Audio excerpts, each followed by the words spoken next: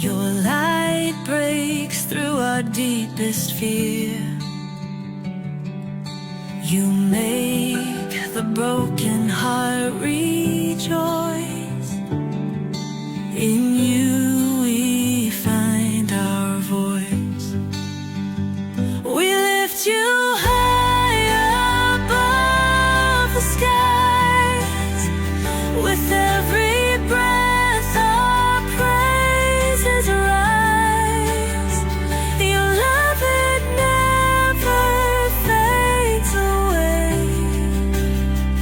We worship you both night and day.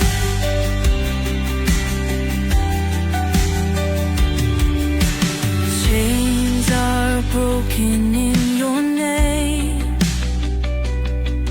In you we are never the same. Your power flows like mighty streams, fulfilled.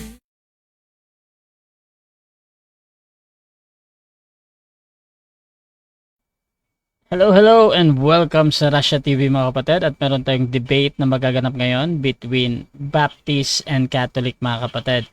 Ang paksa na pag-uusapan ngayon ay patungkol dito sa patutunayan ng ating affirmative na Diyos-Diyosan ng mga RCC ang kanilang mga rebulto. So again mga kapatid, patutunayan ng ating affirmative na Diyos-Diyosan ng mga RCC ang kanilang mga rebulto. So affirmative dito si Pastor Rayan Fuentes ng Baptist. Negative naman si Brother Jando ng Roman Catholic. Sa ating setup ng debate, meron tayong 10 minutes na presentation, 7 minutes sa pagtatanong, 10 minutes sa rebuttal, 7 minutes sa second cross, at meron tayong 5 minute na final conclusion. Mauuna si negative, mahuhuli si affirmative. Sa ating rules mga kapatid, rule number 1, yung limit sa pagsagot. Ang lahat ng sagot ay kailangan sagutin ng 20 seconds maximum. Kung titigil ang sumasagot at least 5 seconds, magsasabi na ako ng next question. Ngunit, kung meron siyang hinahanap, tuloy pa din hanggang maubos ang 20 segundo. By the way mga kapatid, ako din ang official timer ng debate na ito. At pag sinabi ko na time, yun ang official na pagtatapos ng sagot o bahagi ng debate. Kahit pa meron kayong sariling timer both side mga kapatid. Rule number 2, close-ended question mga kapatid. Kung close-ended ang tanong or categorical, kailangan sagutin muna ang dapat pumili muna mga kapatid bago tayo magpaliwanag ng 20 seconds. So kung meron tayong tanong na tama or mali o hindi, pula or puti, so pili muna bago tayo magpaliwanag. Ang unang lalabas sa inyong bibig mga kapatid ay yung categorical answer. At maaari kung ulitin ang sagot ninyo upang sa kalinawan ng nagtatanong. Rule number 3, yung 10 seconds explanation rule natin. Kung hindi niya sasagutin ang tanong or wala doon sa pagpipilian niya yung kanyang sagot, maaari kayong magpaliwanag ng 10 seconds at yan na yung ituturing na pinakasagot nyo sa tanong. So walang objection sa panahon ito. Tumawag lang ng moderator kung gustong gamitin ang karapatan na ito. Rule number 4, sagutin ang tanong na naaayon sa tanong. So kung meron tayong tanong na sino, magbibigay kayo ng pangalan. Kung ang tanong ay saan mababasa, usually sa Bible yan. So we expect na magbibigay kayo ng talata mga kapatid. Ngunit merong mga sagot na wala, tinatanggap ko pa din yan as a valid answer. Rule number 5, sa first stand doon lang dapat magtanong sa inilatag ng katunggali. At sa unang cross-examination, kapag binanggit ng tinatanong na hindi ko pa nilatag yan moderator, yung automatic next question ko yan at sa rebuttal, maaari nang itanong ang lahat inilatag man o hindi inilatag. Rule number 6, ang debater na makakatanggap ng 2 warning sa akin ay may disiplina yan. So minus 1 minute sa time niya. Rule number 7, bawat objection isang beses lamang maaring magpaliwanag. So isang clarification lang din every question at no objection during final conclusion. Rule number 8, no insult about physical appearance. So hindi ko pinapayagang manlait physical, gaya ng hugis ng katawan at etc. kulay ng balat. So, pinagbabawal ko din yung mga pagmumura na alam natin. Ngunit meron akong pinapayagang mga salita gaya ng salitang demonyo, kulto, sinungaling, at iba pa mga kapatid ay pwedeng gamitin. Rule number 9, no challenge question. Ito yung mga tanong na kung mabasa ko or paano kung mabasa ko, talo ka na. So, hindi ko papayagang may tanong yan kahit pa sumang-ayon yung kabilang panig. Rule number 10, pinapayagan ko kayong magtanong ng mga sensitive na topics or paksa. Kabilang doon yung mga personal na buhay. Ngunit may karapatang itanggi ng sumasagot dahil doon sa nature ng question. Rule number 11, disconnection time limit. Kapag na-disconnect ang isang debater at hindi nagre-respond, may maximum na 7 minutes para makabalik. Rule number 12, bilang moderator, may kapangyarihan akong magtakda ng bagong rules. Kung ito lang naman ay kinakailangan. Ang aking pasya ay laging final and executory.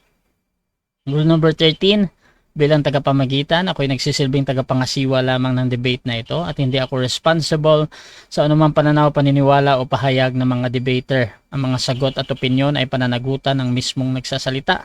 Hindi rin ako mananagot sa anumang hindi pagkakaunawaan, pagkasira ng relasyon o iba pang epekto dulot ng debate na ito. So, by the way mga kapatid, kung nga pala si Rasha Vista, ko po ay isang Catholic, one of the member ng Templar of Truth. Halos 7 years na po ako nagmo-moderate online mga kapatid ng iba't ibang pananampalataya at ako po yung tatayong moderator, streamer, timer sa debate na ito. So sumasang-ayon ba ang ating affirmative sa lahat ng nabanggit? Opo, moderator. At sumasang-ayon din ba ang ating negative? Nakamute Yes, ka. moderator. Okay. So, yun yung ating kumpirmasyon mga kapatid. So, before natin simulan ng ating debate, syempre gusto ko muna kayong magpakilala at baka pwede nyo ding ikwento kung paano nagsimula ang topic na ito, pag-uusap na ito. So, inahin natin ang ating affirmative. Pakilala ka, Pastor. Okay, bago po dyan, Bro Rush. You're cutting in and out kasi. Parang, is it sa connection ko ba yan? Or sa'yo? Mawawala ka eh. May mga na hindi ko madinig yung boses mo. Sa akin Sige, kasi, anyway, sige, lang, try natin. Okay, sige. Pastor RA po, mga kaibigan, mga kapatid, at ngayon po ay tatayo bilang affirmative. So, ang nangyari po, meron po tayong post patungkol po sa temang ito na kumbaga isa din pong friendly na hamon. At meron po tayong binanggit na mga pangalan, si Padre Darwin, si Wendell Talibong, saka si Brother Jared patungkol dito. But nag-message po sa atin si Bro Jando at ang nangyari po ay meron po siyang approval from Padre, and then minessage ko rin si Padre Darwin na siya po yung magiging tatayo as representative ng punto CFD Bohol, Team Maria para po sa temang ito. So kaya nagkasundo po kami na gagawin po ang pakikipag-usap na ito. So nawa po ay meron po tayong matutunan bawat panig. Gusto rin po namin matuto sa kay Bro Jando at sa lahat ng Team Maria sa temang ito. At actually meron pa pong mga pag-uusap, and si Bro Jando din ay pwede rin nating harapin dahil siya naman po ay isa sa mga staff sa Punto por Punto, tsaka naging assistant na rin ni Padre dyan po sa gawain sa Valencia, Bohol. So yan po mga kapatid, again, ang aking pong dalangin ay sana po matuto po tayo sa gabing ito, bawat panig. And then, maluwalhati po ang pangalan ng Panginoong Hesukristo. Magandang gabi po. okay, yun yung ating affirmative, si Pastor Rayan Fuentes ng Baptist. At ako naman tayo sa tututol naman dito. Pakilala ka kapatid. Okay, sa mga hindi nakakilala sa akin, ako si Jando Alabado, former Seventh-day Adventist Evangelist. At ngayon ay nasa Simbahang Katoliko na. Tama sinabi ni Brother Rayan. Ito'y kanyang hamon kay Jared at aking tinanggap, no? So ito ay at nagtaka ako kasi for the first time humingi siya ng pahintulot kay Padre Darwin. Ilang beses na kami nagkabanggaan ni Rayan ngayon pa siya humingi ng pahintulot kay Father Darwin. Nagtaka nga ako dito. Pero si Father Darwin naman tumugon. Biniyagan naman si ako sa diskusyong ito. Si Rhea na nagpaalam. Actually, hindi ako nagpaalam, si Rhea na nagpaalam. Pumayag naman si Father Darwin, kaya ito natuloy yung debate ngayon. Kaya nga, nagtaka talaga ako Bakit for the first time sa mga banggang nangyari, ngayon pa siya humingi ng permiso kay Father Darwin? Okay, so tuloy ng debate ngayon. At abangan po ninyo, ngayong darating na 18, may kadebate ulit ako. Si Pastor Ruben Cunyada yata yon. Abangan nyo yan, ngayong 18 yan. So mga ilang araw lang, debate na naman ulit. Okay, Brother Rasha, go ahead. So yan din yung ating negative mga kapatid. Brother John Doe ng Roman Catholic Church. So simulan na natin ang ating debate. Diyan sa ating live mga kapatid, kung saan man kayo nanonood, please share yung ating live streaming ngayon mga kapatid. Lalong-lalo na sa Facebook mga kapatid.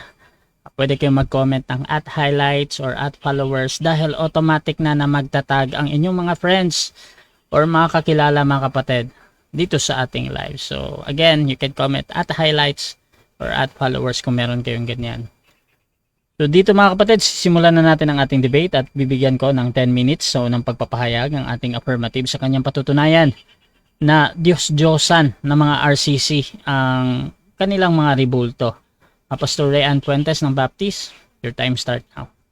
Teka muna, moderator, share ko lang if I can share my screen para may presentation ako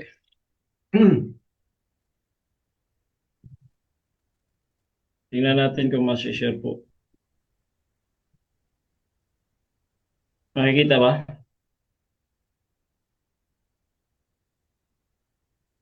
Ano?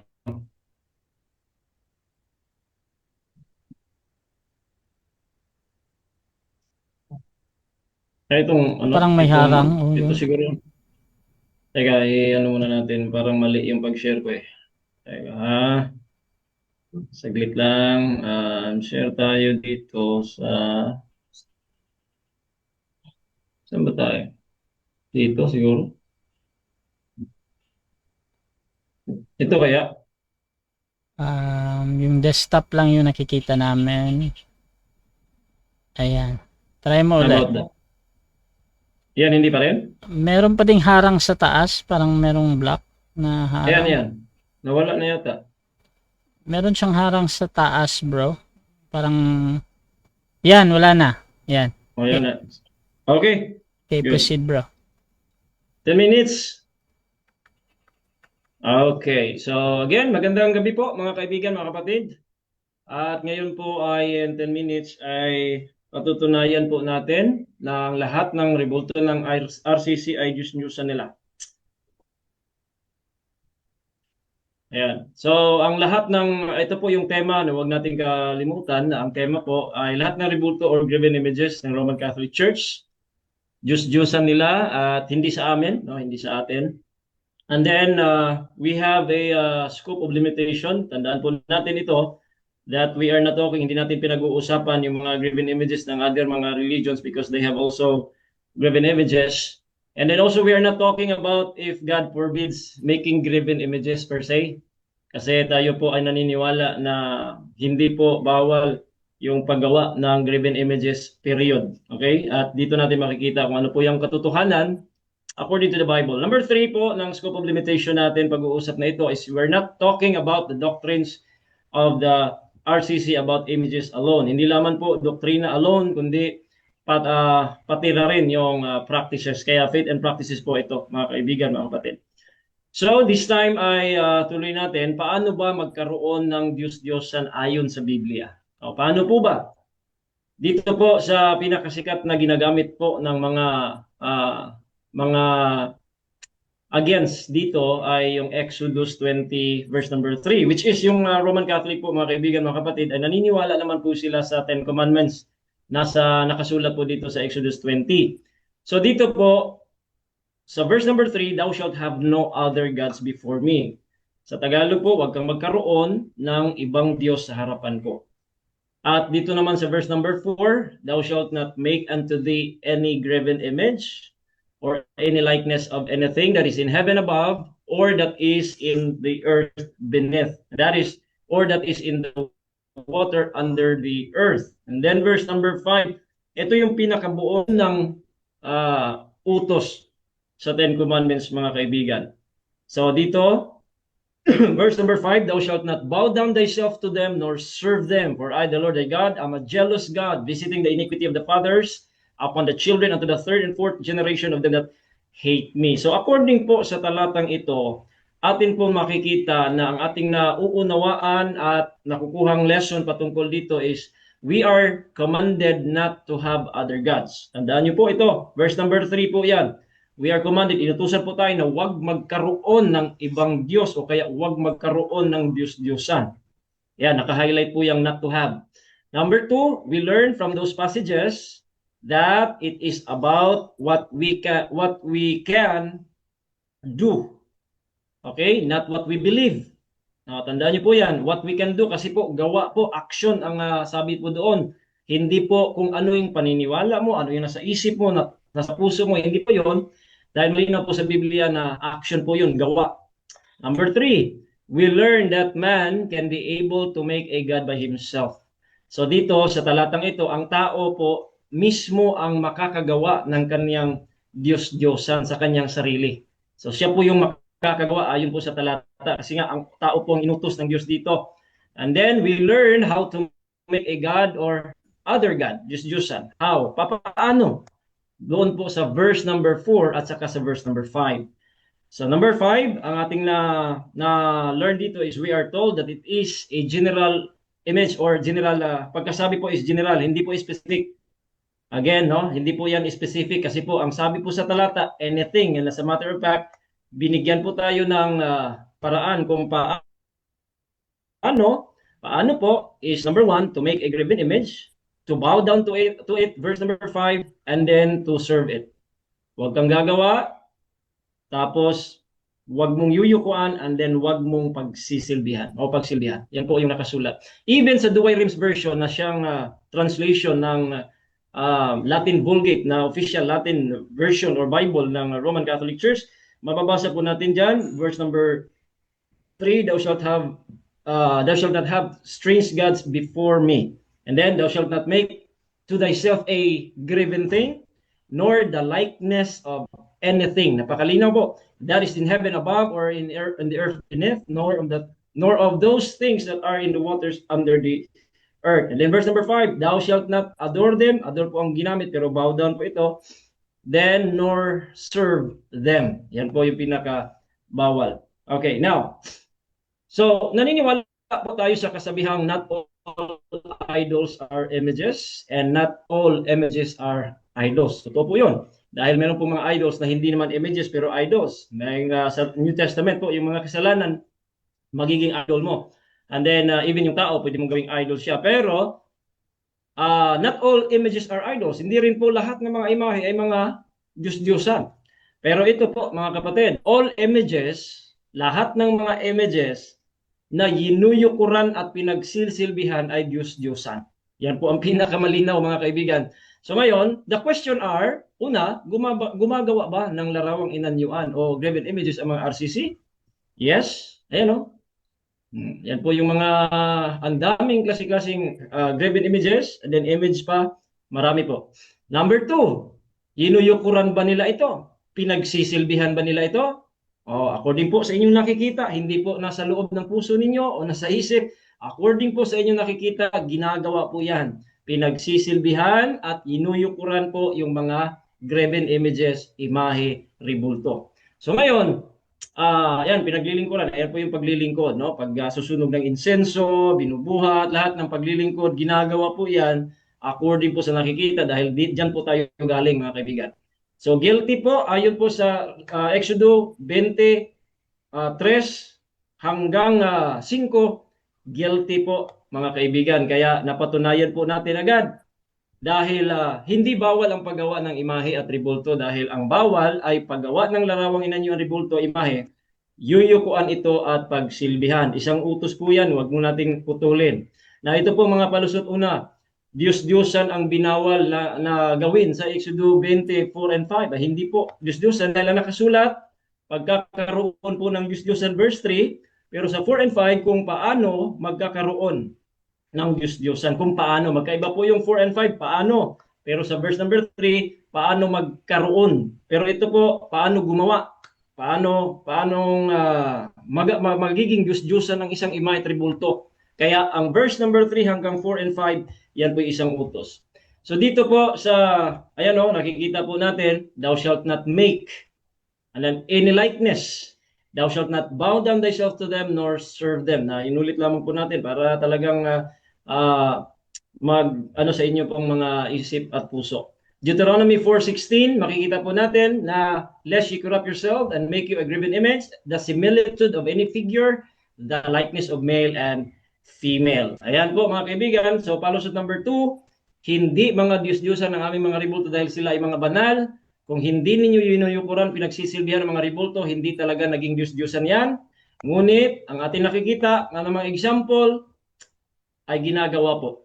Alright? Ginagawa po yung pagbabawal ng Biblia, again, guilty. Verse number, unang example po, Diyos-Diyosan ba ang mga ribulto ng baka? Hindi naman. Okay? Ribulto ng baka, hindi naman yan Diyos-Diyosan, matik. Pero pag yan po ay ginawa, katulad ng Israelitas, ginawa nila, yinuyukuran, tapos ginawa pinagsilbihan nila, naging Diyos-Diyosan. Diyos-Diyosan ba yung ribulto ng ahas na tanso na pinagawa ng Diyos? Hindi ho.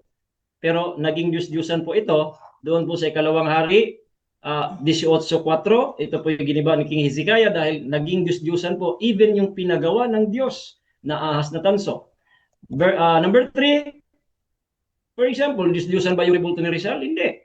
No? Hindi naman yan, hindi talaga yung Diyos-Diyosan. Ngunit, sa mga Rizalista na sila po ay yumuyuko at nagsisilbi po sa ribulto ni Rizal na ginawa po nilang mga Rizalian, naging Diyos-Diyosan po sa kanila pero sa atin hindi, national hero. Baka lamang po yun. Ahas na tanso lamang yon. Pero the moment na ito po'y pinagsilbihan at inuyukuran, nagiging Diyos-Diyosan po yan. So kahit anong ribulto ay pwedeng gawing Diyos-Diyosan ng tao, kahit mismong ang pinagawa ng Diyos ay naging Diyos-Diyosan ito. Boom, guilty po, mga kaibigan. Kaya ngayon, napatunayan natin, very simple, na ang ating tema, yung mga ribulto po ng RCC na siyang niyuyukuran nila, pinagsisilbihan nila, yan ang Diyos-Diyosan ayon po sa Biblia at sa nakikita po natin at experience din po. Maraming salamat at handa na po tayong matanong. Okay, so dyan nagtatapos ang unang pahayag ng ating affirmative. Dako tayo sa unang pagtatanong ng ating negative. Brother Jando, 7 minutes. Your time start now. Unang katanungan. Ayon sa Biblia, sa Isaiah 44:17, ang Diyos-Diyosan ay kinikilalang Diyos ng mga taong sumasampalataya dito. Tama o mali? Tama o mali? Objection, moderator. Objection. Moderator, yung ating rules ay magtanong lang muna dito sa aking nilatag. Wala pa akong nilatag na Isaiah. Okay. Mamaya pwedeng itanong yan. Automatic next question yan. Ayon sa ating rule. Hindi pa daw niya nilatag. Next question. Yung sinasabi ba sa Exodo chapter 20 verse 4 to 5, ito bang mga rebultong ito ay kinikilala bang Diyos ng mga sumasampalataya sa kanila? Yes or no? Yes or no? Hindi po nakasulat, no. No. Hindi po nakasulat na kinikilala, something like that. Hindi po. Ang sabi po sa Exodo 20 ay utos po iyang ng Diyos na huwag gawin. Huwag magkaroon ng ibang Diyos o Diyos-Diyusan. Paano? Gagawa ka ng larawang inanyuan, yuyukuan at pagsilbihan. Kaya stick tayo sa sinasabi ng talata, utos ng Diyos, 10 Commandments. Next question. Kung hindi siya kinikilalang Diyos ng mga sumasampalataya sa Kanya, meron ka bang may pakitang pruweba sa akin na yung mga rebulto sa Exodo 20 verse 4 ay hindi kinilalang Diyos ng mga sumasampalataya sa kanila? Yes, meron. Yung pong nakasulat mismo, yun ang sagot ko eh. Wala pong nakasulat sa Exodo, that is the positive evidence. Okay. Exodo na ginamit ko, wala pong sinabi diyan kinikilala, iniisip, wala ho. Ang sabi Okay. po diyan, huwag kang gagawa, huwag mong yuyukuan, huwag mong pagsilbihan. Stick po ako sa Biblia, ayaw ko pong dagdagan po yung Biblia. Next Okay. question. Dahil stick ka dyan, so matindi ang paninindigan mo Ay ang mga rebultong yan ay hindi kinilalang Diyos ng mga tao kasi walang nabasa.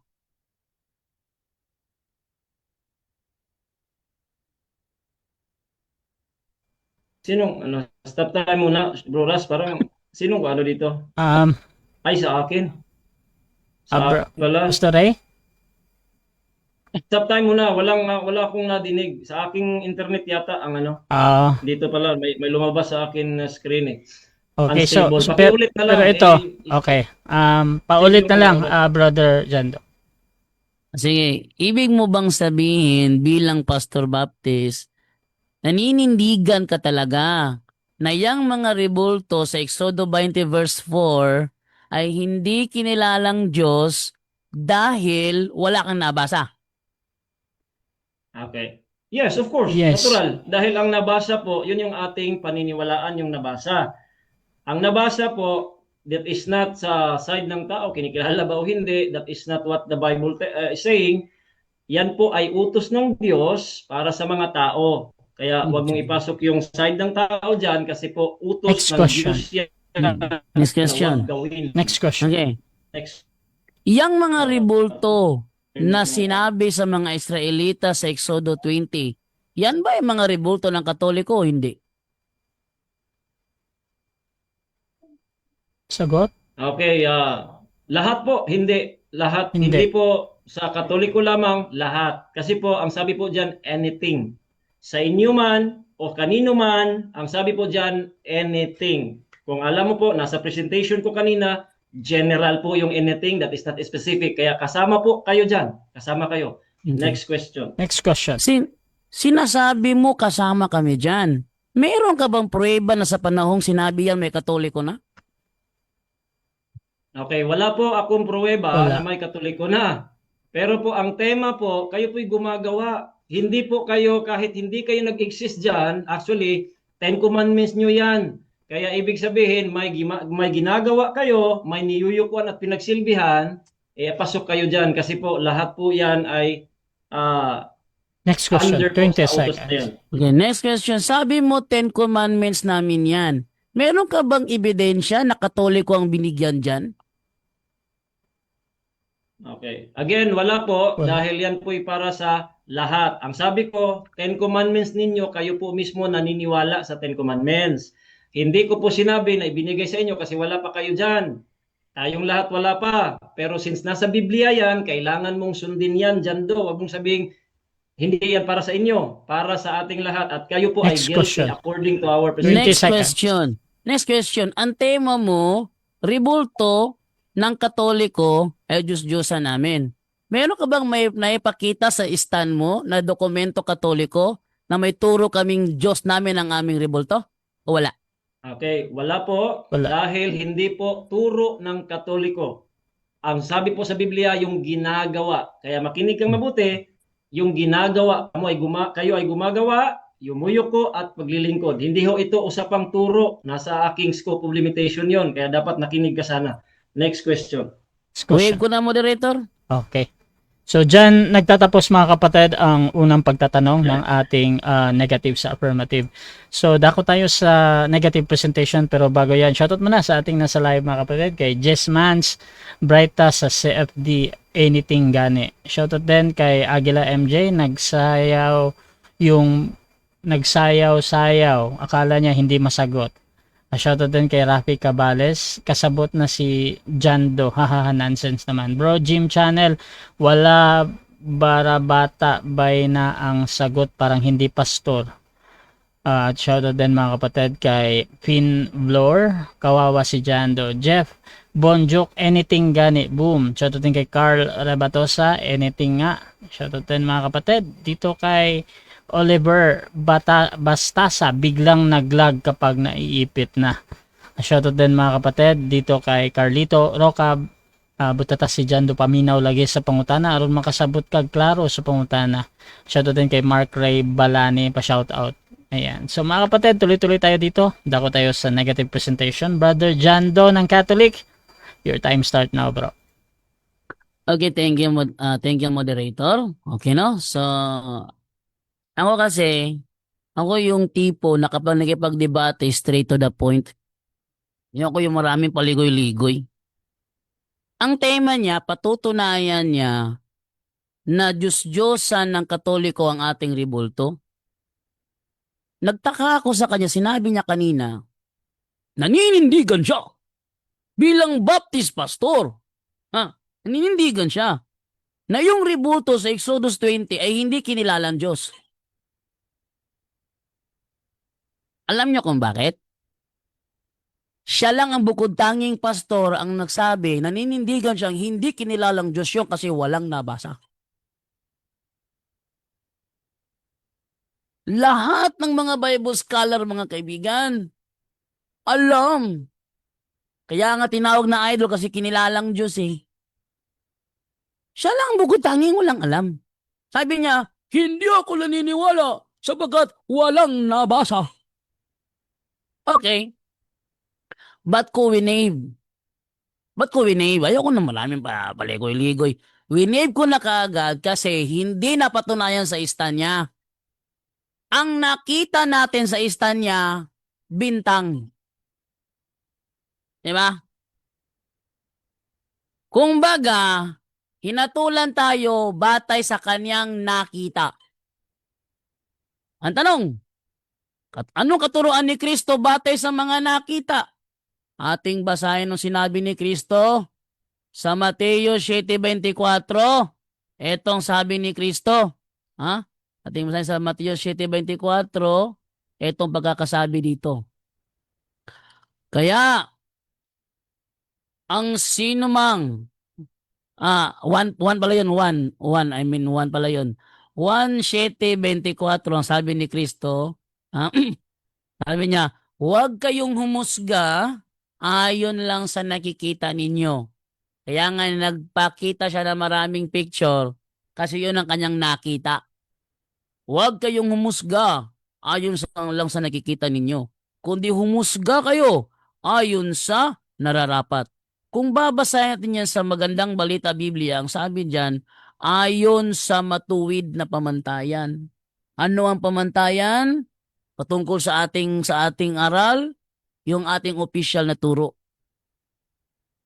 Hindi batay sa nakikita nila, kundi batay sa ating opisyal na turo. Ngayon, may naipakita ba siyang Catholic document na sinasabing Diyos natin ang ating rebulto? Wala siyang naipakita, mga kaibigan. Walang naipakita. Pero ako, subukan ko dito na magpakita ng isang dokumento. Isang dokumento na magbabasura ng kanyang claim. Okay? Ating babasahin yung nasa natin sa CCC 2132.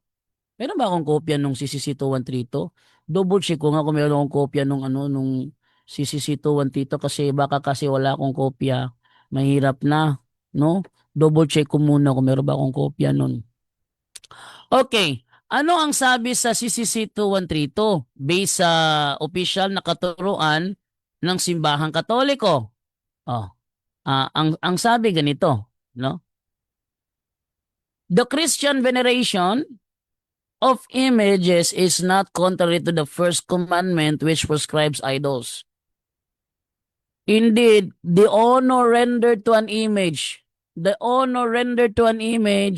passes to its prototype.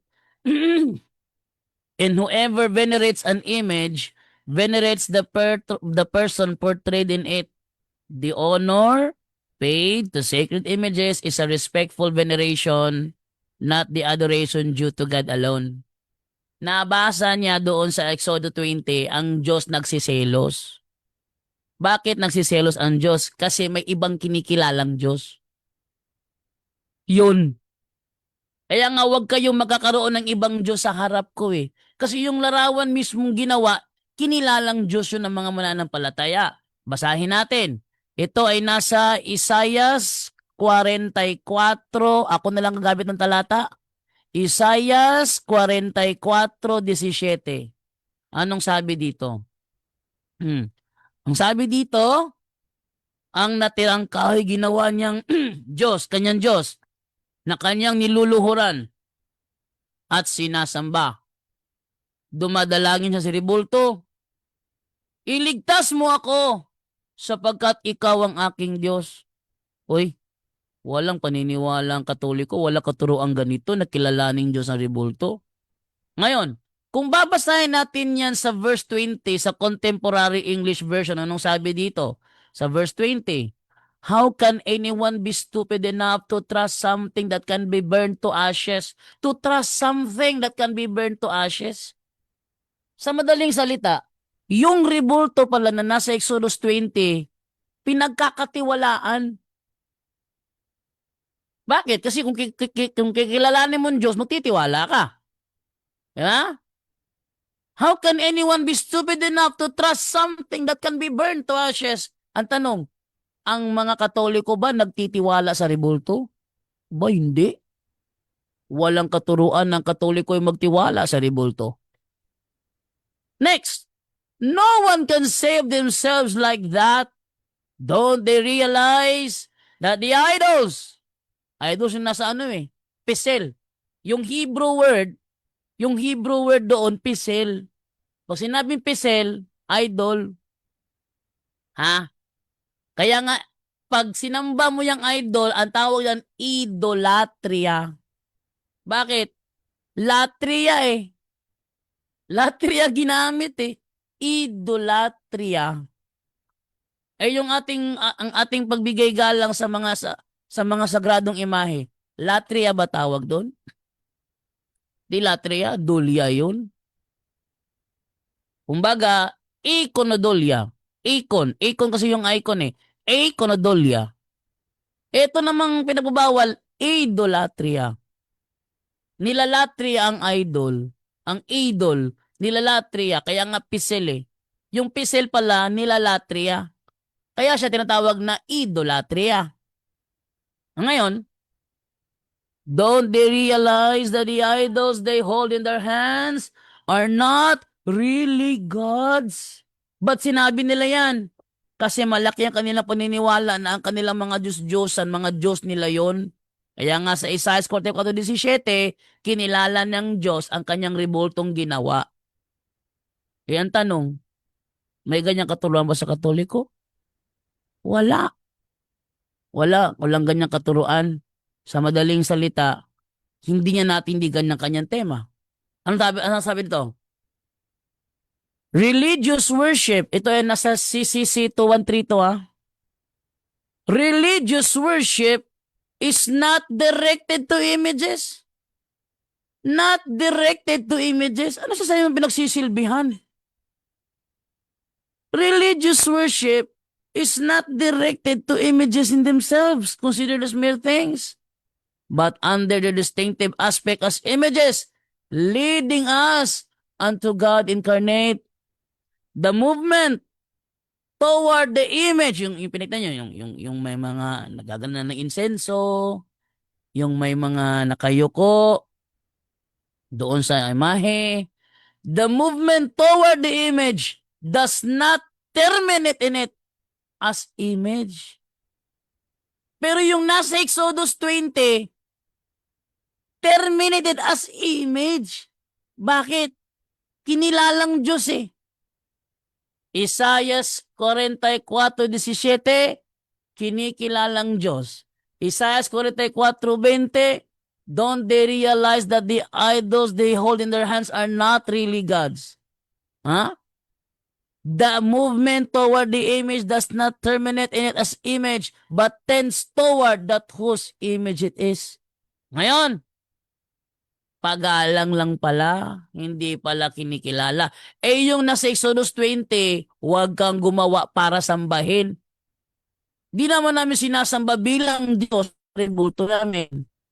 Sa madaling salita, ang tema niya, bintang. Walang natindigan kasi na bintang lang.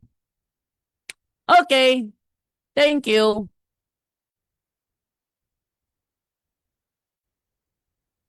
So dyan nagtatapos ang unang pagpapahayag ng ating negative. At dako tayo sa unang pagtatanong ng ating affirmative. Pastor Rean Puentes ng Baptist, 7 minutes. Your time start now. Okay, ayun po sa yung presentation tsaka sa yung tanong kanina about po sa pagkikilala bilang Diyos. Ano pong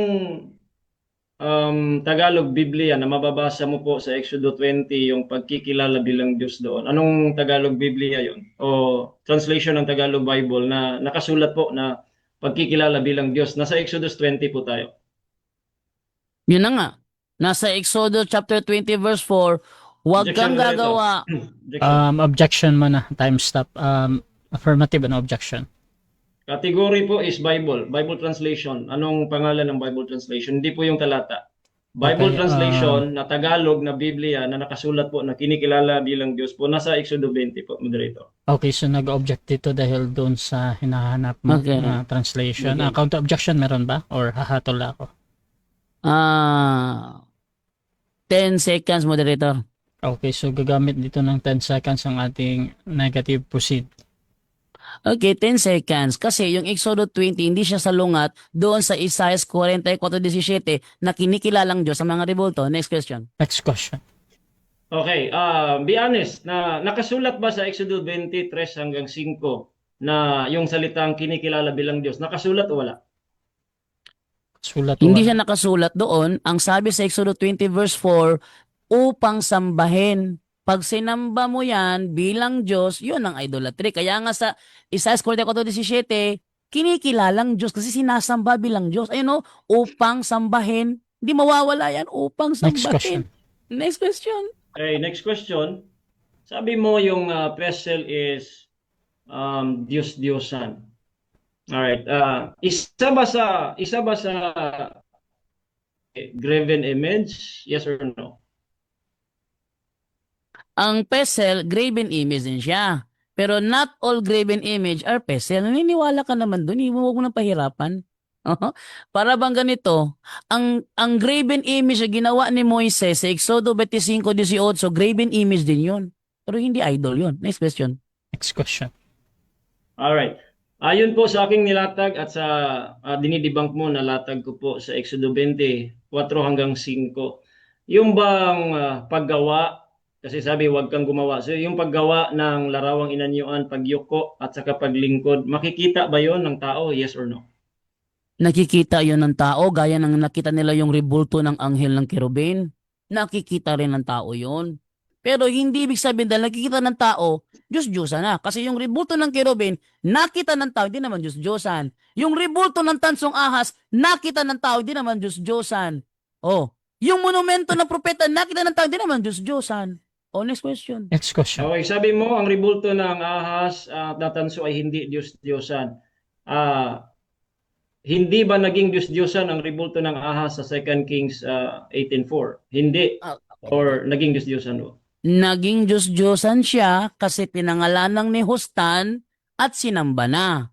Pero ang aming mga rebulto sa Katoliko, hindi naman namin sinamba bilang Diyos. Pero si ni Hustan, kung babasahin mo yung history ni Hustan, Diyos siya ng mga naniniwala sa kanya. Oh, next question. Next Okay, question. next question. Ayon po sa nakasulat, ano po yung ginawa mismo? Ayon sa nakasulat sa talatang iyon, ano po yung ginawa mismo ng mga Israelitas? Follow-up question yan. Pinangalanang ni Hustan. Una, pinangalanang ni Hustan. Pangalawa, inalayan ng bulaklak. Yung kanilang pag-alin ng bulaklak kasi ginawa na nilang Diyos-Diyosan, pinangalanang ni Hustan. Wala naman kaming ganyang turo. Kaya pasensya ka na, hindi umubra. Next question. Next question. Okay, so yung pag-aalay ng bulaklak para sa iyo, paglilingkod, yes or no? No, hindi paglilingkod yon. Bakit? Hindi naman namin kinikilalang Diyos. Samantalang yung tansong ahas kinilala ng Diyos. Kaya nga pinangalan ni Hustan eh.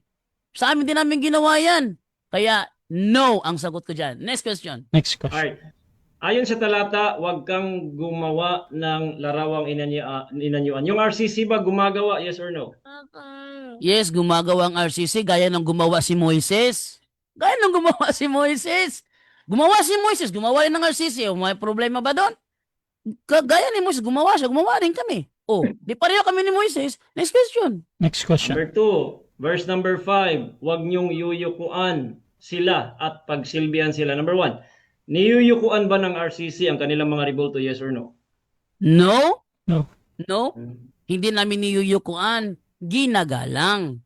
Samantalang, yung pagyuko kasi dyan, policy of equivocation yan. Rian, hindi mo alam? You are doing fallacy of equivocation. Oh, hoy! Fallacy na, nagpalacy na. Next question. Okay. So, yung pong ginawa po doon sa mga Israelitas ay yan po ay sinisindihan po nila ayon sa talata. Hindi po inalayan ng bulaklak, sinisindihan. Tanong, yun bang mga ribulto po ninyo sinisindihan ng insenso at saka kandila? Yes or no? No. No. Kasi hindi pareho ang ginagawa ng mga Israelitas kay ni Hustan sa ginagawa ng Katoliko. Kapag pinareho mo yan, magkaiba ang meaning, fallacy of equivocation yan, Berean. Next question. Next question. Okay, next question. May oras pa ba, Bro Ras? 1 minute and 30 seconds. Okay, ipakita ko muna po ito. Nakaano ba? Oh, naglo-loading pa. Loading pa. Okay, nakita mo naman siguro kanina kasi ipapakita ko pa mamaya, Bro Jando. Yung bang nakita po ninyo kanina? Ito, nakita na siguro. Ito po ba, Bro Jando? Ayan, ito bang nasa picture dito, lumuluhod ba yan na mga yan? Lumuluhod ba sila at nagsisindi ba yan ng insenso? Yan yata ay picture ni Pope Francis, saka sa baba may mga Katoliko na lumuluhod sa amin, nakikita namin, at nagsisindi ng insenso. Ito ba ay nagsisindi ng insenso at yumuyuko? No. Yes or no? Yes, yumuyuko sila, pero not the same as sa ginagawa ng mga pagano ng mga Israelita. Kasi, yung mga rebultong yan, hindi naman kinikilalang Diyos, samantalang si ni Hustan kinilalang Diyos. Next question. Next question. Okay, ito pa, itong picture na ito, yumuyuko, lumuluhod ba yan o hindi? Para sa'yo. Wala akong Wala nakita, bro. kaming nakikita, bro. Ha? Sorry. Kawawa ka naman, yung referensya mo, may diferensya. Sayang. Nakita na eh. Sige Wala, lang. Wala dito, bro. Wala kaming Okay, nakita, sayang. Question. Sige po. Diferensyang referensya mo. Ayan. Time. Okay. Time na. Time! Okay. Alright. So, dyan nagtatapos mga kapatid ang first stage ng ating debate. So, Pero, shoutout muna mga kapatid sa ating nasa live. Wala talaga kaming nakikita doon, Pastor Ray, ha? Shoutout kay James Pamugas. Sabi niya inconsistent. Sabi ni Gerald De La Torre kung boxing pa ni knockout na unta si Jando. Shoutout din kay Carlito Rocab. Walay dag-anan si Jando. Sigig palusot pero gisat gihapon. Shoutout din mga kapatid kay James Pugas, kay Jeffrey Maniquez. Yung mga sagot mo, bro Jando, alam mo ipit ka na eh, wala ka na sa point mo eh. Shoutout din mga kapatid dito kay Aljun Butalid. Pag pareho ang ginawa, gagawing magkaiba ang meaning. Sana all. Shoutout din mga kapatid kay Jenny Rose, kay Darling Ismail, Special Child, at Hayo Kadiv, kala ko ubra ka Jando, si Piat Mankawa, kakabalo sa imo. Shoutout din mga kapatid kay Carl Frederick Repazosola, Rebotazo, ay nakita kami sa live, bro. Ayan. So mga kapatid, tuloy tayo, dako tayo sa ating rebuttal. Pastor Ray, mag-share screen ka ulit. opo bro, naka-share screen siya, pero nakikita, hindi. Meron siyang parang ano bro, nakaharang na black na Ang lira to. Okay. sige, try mo ulit. Diferensya. Hindi, wag ka muna mag bro dyan. How about that? Meron talaga siyang harang sa gilid bro pero merong portion na nakikita, pero meron siyang parang harang na color black o gray something. Ano to? For example, ito, nakaharang siya. Nakaharangan lahat. Yan, merong harang sa taas at sa gilid. Okay lang? Sige. Okay lang. So, sige bro. 10 minutes bro sa rebuttal. Story. Okay, so mga kaibigan, mga kapatid, una sa lahat, isa-isay natin po yung kaniyang sinasabi pong palusot. Ano po? Una sa lahat, sa kanyang presentation, ang pesel po daw ay Diyos-Diyosan. Kasi nadinig ko na yan. Ilang ulit na nating debate ito, hindi pa rin makakaintindi po itong mga CFD na ito. Okay, so tinanong natin, Isa ba sa mga meaning ng pestle is graven image? Sabi na, yes. Ayan. Ngayon, tinatanong po natin kung meron ba siyang nababasang kinikilalang Diyos po doon sa Exodo 20. Anong translation ng Tagalog? Sabi niya, 10 seconds. Kasi po, may nakasulat ba? Wala po no, pero hindi raw ito salungat sa ibang talata, sabi niya. So that means mga kaibigan, malinaw po na palusot na lang po ang ating nadidinig. Ano?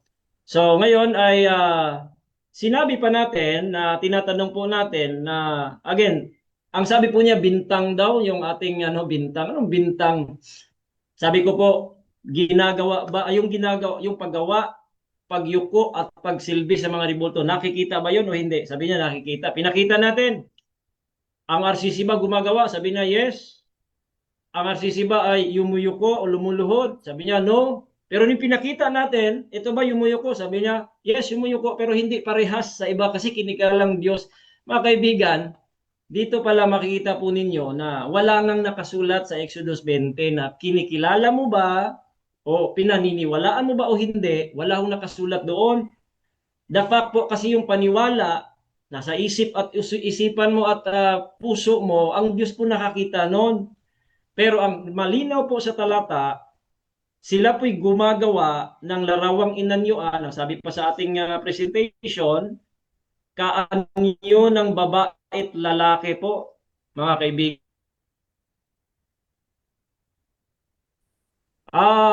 Diyos-Diyosan ba yung tanso na ahas na ginawa ni Moises? Teka, unstable pa. Diyos-Diyosan baga yung ginawa ni Moises na tanso ng ahas? O sabi ko, naging Diyos-Diyosan ba yon? Sabi niya, naging Diyos-Diyosan. Bakit mga kaibigan? Sa presentation ko, pwedeng gumawa ng Diyos-Diyosan ang tao. Paano? Ayon sa talata, gagawa ka ng larawang inanyuan, yuyukuan mo at pagsisilbihan mo yon. O ito ba ay nag-iinsenso? Ito ba ay sinisindihan niyo ba ng insenso? Nag-aalay ba kayo ng bulaklak? Yes, pero hindi raw yung isang insenso, no. Pero yung pag-aalay ng bulaklak kanina, sabi niya yes, pero iba daw sa iba mga tao kasi kinikilalang Diyos. Mga kaibigan, wala nga sa talata yun. Kinikilala mo ba o hindi? Kasi gusto mo magpalusot niyan eh. Hindi ka makakalusot kasi sa Exodo 20 kasi action. Ang sabi pa, ano pang ibang palusot? Wala kaming dokumentong ganyan. Wala kaming turo. Regardless sa turo po ninyo kasi wala namang kriminal na aamin eh. Paano kayo mauto? Paano kayo maloko dyan kung aamin na sinasamba nyo? Ano man. Kaya nga wala sa dokumento kasi ayon yung aminin yan. Pero nakikita naman natin, na-experience nga natin, galing tayo dyan eh. O ngayon, nakita ng ating mga mata yan. Sabi niya, wag daw base sa nakikita. Ay, mali pong context po yun. Hindi po yun yung context patungkol sa ribulto. Ang context po yun, yung paghatol sa tao. Hahatulan mo na impyerno yung tao, kaya masama yung tao. Base sa nakikita, ay hindi po pwede yun. Pero hahatulan mo ang tao base sa talata sa Biblia na salita ng Diyos na siya'y gumagawa ng larawang inanyuan, yuyukuan niya, pinagsisilbihan niya. Ang hatol na yun, galing sa Diyos yun, hindi yun galing sa tao na nakikita mo lang. Ang nakikita mo ay ginamit mo ng salita ng Diyos, guilty nga eh. Sabi dyan, dyan do, guilty eh. Kahit anong palusot mo dyan, ay hindi naman namin kinikilalang Diyos, wala naman kaming aral. Ang sabi ng Biblia, wag gagawa, gumagawa kayo. Umaamin ka. Nagpapalusot ka na hindi kayo yumuyukot lumuluhod. Pero nakikita natin yumuyukot lumuluhod. Sino kayang Katoliko na tawag nito? Kakampi sa iyo? Sasabihan mong hindi lumuluhod? Ang mga honest na Katoliko, lumuluhod sila, pero yung kanilang isip at puso, doon daw na sa Diyos sa langit. Aaminin nila yan. Ngayon lang ako nakadinig ng isang CFD na nagsasabing hindi daw yumuyuko. Pero nung pinakita ng picture, sabi niya, yes, yumuyuko yan. Pero hindi naman yan parehas sa kanila dahil kinikilalang Diyos. Yan ba yung mga sulido ninyong sulido ninyo na palusot? Ngayon, ano pa yung mga palusot niya dito? Yung pagkikilala pa rin, doon pa rin sa ibang talata. Wala nga yun doon, mga kaibigan. Kasi nga gustong magpalusot ng mga tao dito. Pero dito sa Exodo 20 ay hindi po. Again, kayo po ay naniniwala ng Ten Commandments. Kaya yan po ginagamit natin para sa inyo, hindi po para sa amin. Kasi nga, again, sabi mo, para sa sagot mo, gumagawa naman si Moises eh. Parehas kami ni Moises gumagawa. Ang tanong, hindi nga mali yung paggawa per se, period. Ang mali po, yung ginagawa mo, tapos pagsisilbihan mo at yuyukuan, yun yung mali para sa ano ninyo. Kaya kung parehas kayo ni Moises na gumagawa, parehas ba kayo ni Moises na yumuyuko at nagsisilbi po sa rebulto? Pakita mo sa akin, isang talata, magkatoliko ako. Si Moises, yumuyukot, lumuluhod doon sa rebulto na kanyang ginawa. Tingnan natin mga kaibigan. Kasi po, yung rebulto ng kerubim po mga kaibigan, hindi po yan parehas sa rebulto ng Romano Katoliko.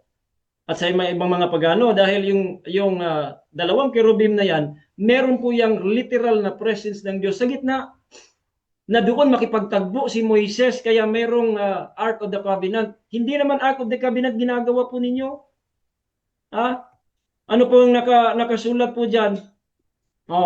Yan po presentation natin. Diyos-Diyosan ba yung mga rebulto ng baka, ng ahas na tanso? Hindi nga Diyos-Diyosan eh. Pero pagka yuyukuan mo yan at pagsisilbihan, magiging Diyos-Diyosan mo yan. Yung bang baka, Diyos-Diyosan, hindi naman yun. Tapos, sabi pa natin, anything. Tatanungin natin yan ito mamaya kasi sabi niya, specific eh. Pero sabi sa talata, anything. Bakit po anything mga kaibigan? Kahit sa kanyang Douay Rheims version, nakasulat po anything, kahit ano. Kahit ano. Kaya para po sa inyo, para po sa aming pagmamahal sa inyo, kasi po sa Revelation 21:8, pupunta kayong impyerno lahat ng mga idolaters. Pupunta po dyan. Aming pagmamahal po sa inyo, ito tatanungin kita mamaya, kung okay ba sa inyo, didinggin ba kayo ng Diyos kung kayo po ay yumuyuko, manalangin kayo, sasamba kayo, na walang mga rebulto? Didinggin ba kayo ng Diyos? Kasi kung wala, bakit hindi nyo maiwan-iwan yung kasalanan na yan? Ang linaw-linaw po, nakikita po natin, na-experience natin yan mga kaibigan. Paano pa natin yan may debate pa ba dito kung hindi na mapapalusot pa mga tao dito? Bakit? Ito ba mga taong ito, sila ba talaga ito? What if bibigyan tayo ng rebulto na katulad nito? Bibigyan ka ng rebulto. Yung magre-represent, sabi niya paggalang, yung pagre-represent ng tao, for example, si Jando, meron siyang imahe sa Facebook, yung imahe niya mismo magre-represent sa kanya kasi imahe niya. Hindi pwede yung imahe ko tapos sasabihin nyo, ito si Jando. Hindi ho. For example, bibigyan tayo ng ganitong imahe. Payag kayo? Ganyang imahe. Papayag ba kayo kung ganyan ang imahe natin? Sino ba ito? Hindi lang makikita, may harang eh. Papaliliitan natin. Ayan Papayag ba kayo? Bibigyan ka ng ganyang imahe? Bakit? Kasi hindi po magre-represent yan kung hindi mo nakita ang tunay na mukha nila. Ngayon, paano naging Diyos-Diyosan? Kasi po niyuyukuan at pinagsilbihan. Kasi ang sabi ng Biblia, napakalinaw po. Ang sabi ng Biblia, huwag kang magkaroon ng ibang Diyos. Sa verse number 4, binigyan tayo ng karunungan kung paano magkaroon. Paano? Okay? Huwag magkaroon ng ibang Diyos. Yun yung utos. Pero nilinaw po sa 4 and 5 kung paano. Paano ba? You will make a graven image. Ano pa? Yuyukuan mo, pagsisilbihan mo. Yun ang nangyari sa ahas na tanso. Bro Jando. Tapos sasabihin mo pa, parang hindi ka familiar sa 2 Kings 18:4. Anong inaalayan ng bulaklak doon? Sabi doon, anong nakasulat doon? Pinagsindihan po nila. Iba pa yung pagtawag ng pangalan. Hindi yun yung pagtawag per se. Hindi ho. Dahil ang utos po ay yung pong paglilingkod. Yung pagsisindi, paglilingkod po yun. Sabi niya, hindi eh. Paglilingkod po yun mga kaibigan. Yun lang ang nangyari na kahit ang pinagawang ahas na tanso kay Moises, sinira at giniba yun. Bakit? Sabi dito, for unto those days, the children of Israel did burn incense to it. Ayan burn incense lang eh. Naging Diyos-Diyosan po nila. Ayan burning incense. Ang bihira. So lahat ng mga palusot po, palpak, hindi po pwedeng lulusot talaga. Kahit anong palusot po niyo. Okay, so dyan nagtatapos ang rebuttal ng ating affirmative. Dako tayo sa second cross ng ating negative. Brother Jando ng Roman Catholic Church. 7 minutes. Your time start now. Ang sabi sa Exodus 20, huwag kang gumawa ng graven image. Ang tanong, gumawa ba si Moises? Yes or no? Yes, gumawa si Moises Yes. ayon sa utos ng Diyos. Ang tanong, si Moises ba kayo? Inutos ba kayo? Ba't kayo gumawa? Ang daming utos kay Moises. Isa doon yung paggawa. Pero hindi yun kayo. Kaya bakit kayo sasali kay Moises? Hindi naman kayo si Moises eh. Next question. Next question. Next question, sabi mo, hindi kami si Moises. Kami ba ang mga Israelitang pinagbawalan? Yes or no? Hindi. Israelita nga eh. Pero yan ba ay para sa lahat? Yes. Naniniwala nga kayo sa Ten Commandments. Tapos sasabihin mo, kayo lang nun. That is the immediate context. Pero it is for all people. Dahil ang Diyos po ay mapanibubuin. Kaya para sa lahat po yon na mga makasalanan at hindi mga anak ng Diyos yung Ten Commandments na yan. Next question. Next question. Next question, yung kerubing ginawa ni Moises, nakikita ba o hindi? Ay, nakikita talaga yon. Kaya nga, yung paggawa kay Moises may purpose yon at hindi yun purpose sa inyo. Para yun sa arka. Wala naman kayong arka of the covenant eh. O ngayon, nakikita ba? May literal presence pa ng Diyos yon. Inutos pa mismo. Ang problema sa iyo, sino nag-utos sa inyo? Sino nag-utos? Next question. Next question, nung ang mga Israelita ay nagpatira pa sa harapan ng kaban, nandoon bang kerubin sa ibabaw? Objection muna, moderator. Time stop. Objection. Affirmative. Ano yan? Kulang po yung ano eh. Nasa kerubim ba yung ibabaw? Ibabaw ng ano? Saan? Ganun po. Pakilina po yun. At least. Clarification yan, bro. Pero depende yan sa kabilang panig. Clarification, yeah. Yung ibabaw daw yung kinaklarify ni Saan Apostol. ibabaw? Ulitin ko, moderator, ha? Okay, Para so malinaw sa kanya. Nung nagpatira pa ang mga Israelita sa harapan ng kaban, nandoon ba ang kerubin sa ibabaw? Yes or no? Okay. Yun lang, bro. Yes, nandoon po Yes. sa ibabaw ng arka. Pero hindi lamang po ang kerubim nandoon, kundi yung literal presence ng Diyos nasa gitna. Exodo 25:22, numero 7:89. Nagsasalita pa yon. Ang tanong, meron bang literal presence nagsasalita yung rebulto ninyo? Kaya wag yung gamiting palusot yan. Next question. Next Next question. question. Next question. Yung kerubin ba nagsasalita? Yes or no? Hindi ho. Yung Hindi. literal presence ng Diyos nasa gitna. Basahin natin. Sa Numbers chapter 7, verse number 89. Nagsasalita ba daw? Nasa gitna. Ayan o.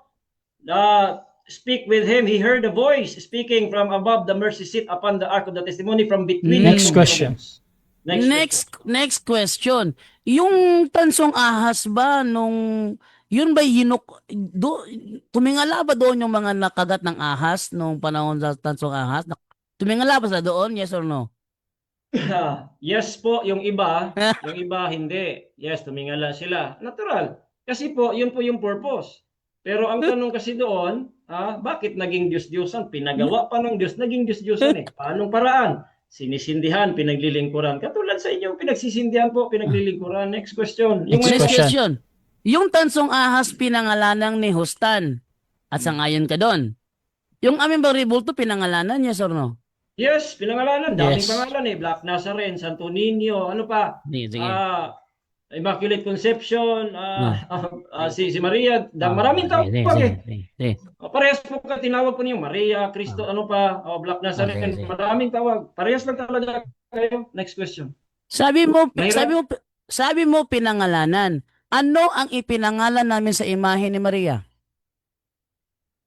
Okay, ang pinangalan, Maria. Uy, Pinangalanan niyo Objection, Maria. moderator. Time stop.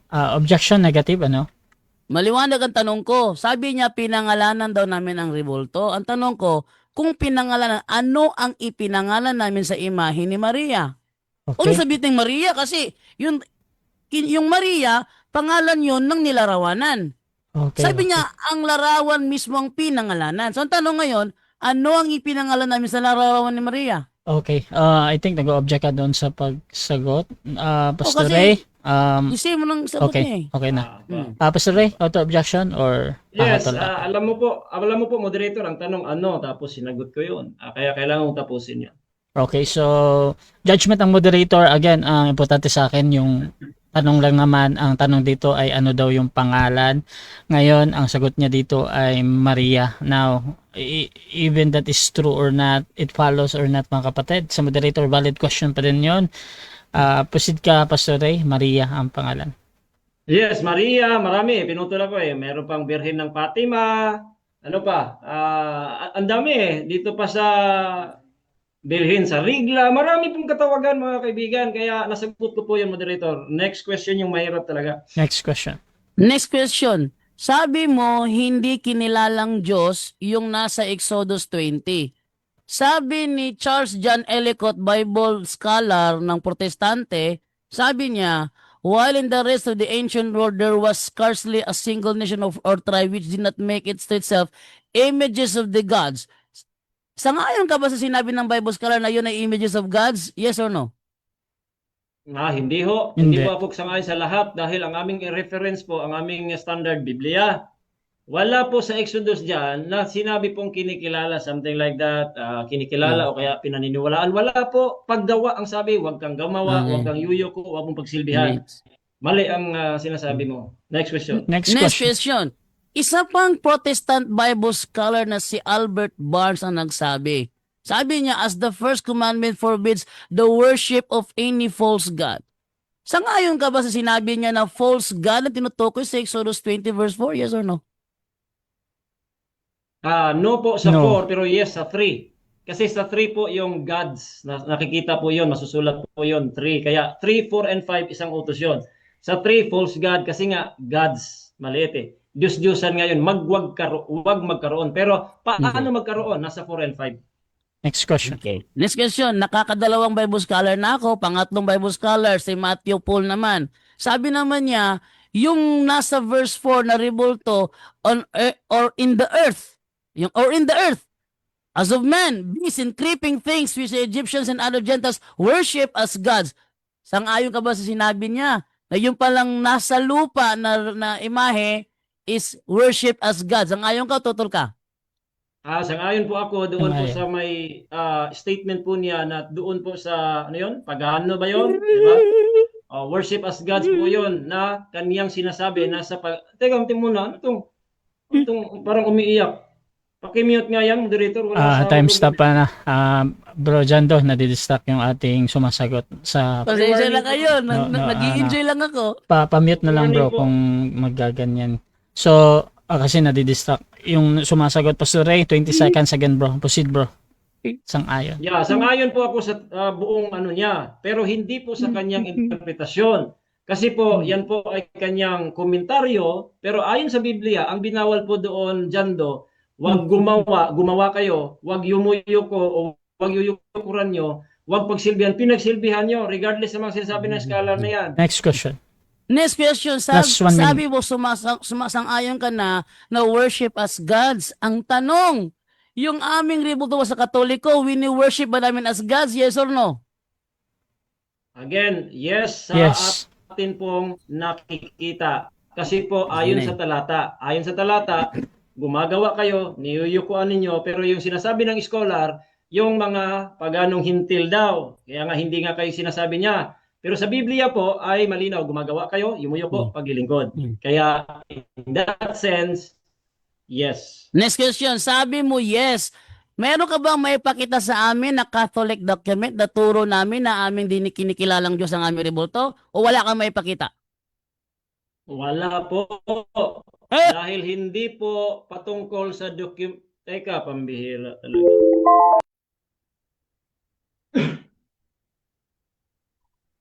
Hindi, pinuto moderator, ano muna to. Okay, so ganito Kasi ma-edit bro. tayo niyan.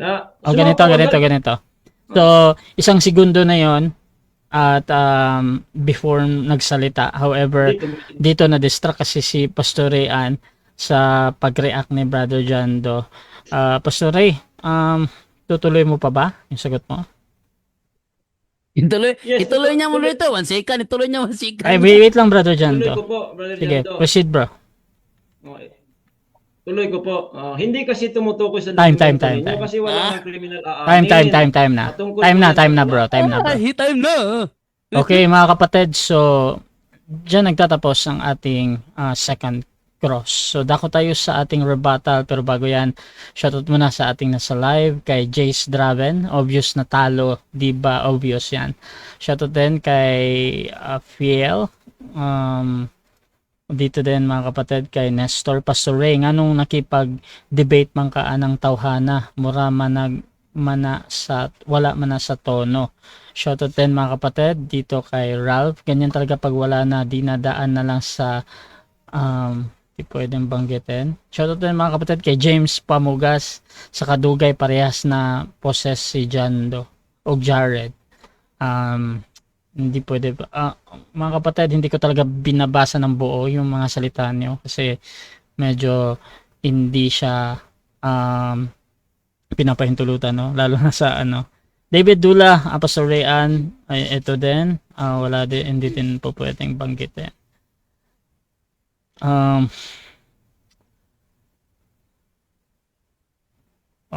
Jeriel. Okay mga kapatid, ang dami nyong comment na hindi ko talaga pwedeng banggitin dahil meron dong parang panglalait.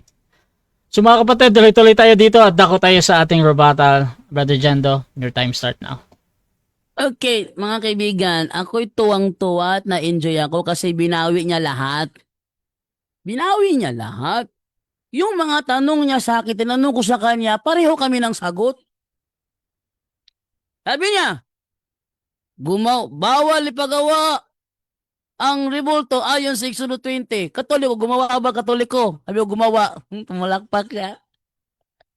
Tinanong ko sa kanya, sabi bawal gumawa. Gumawa ba si Moises? Sabi niya, gumawa.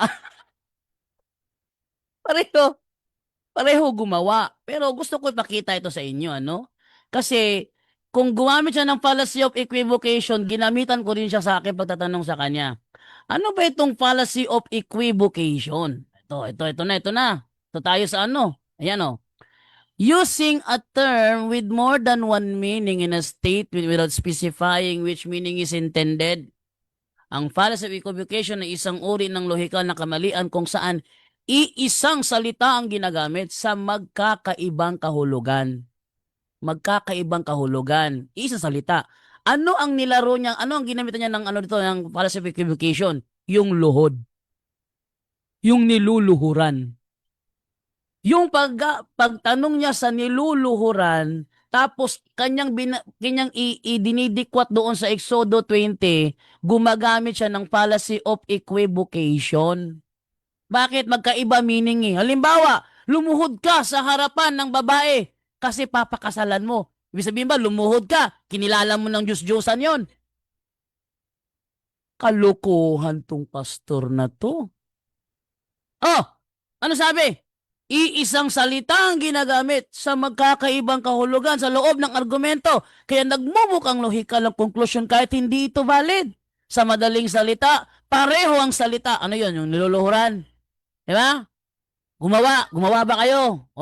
Pareho ang salita, pero hindi pareho ang ibig sabihin. At ginagamit ito para makapanlin lang sa debate. Para makapanlin lang.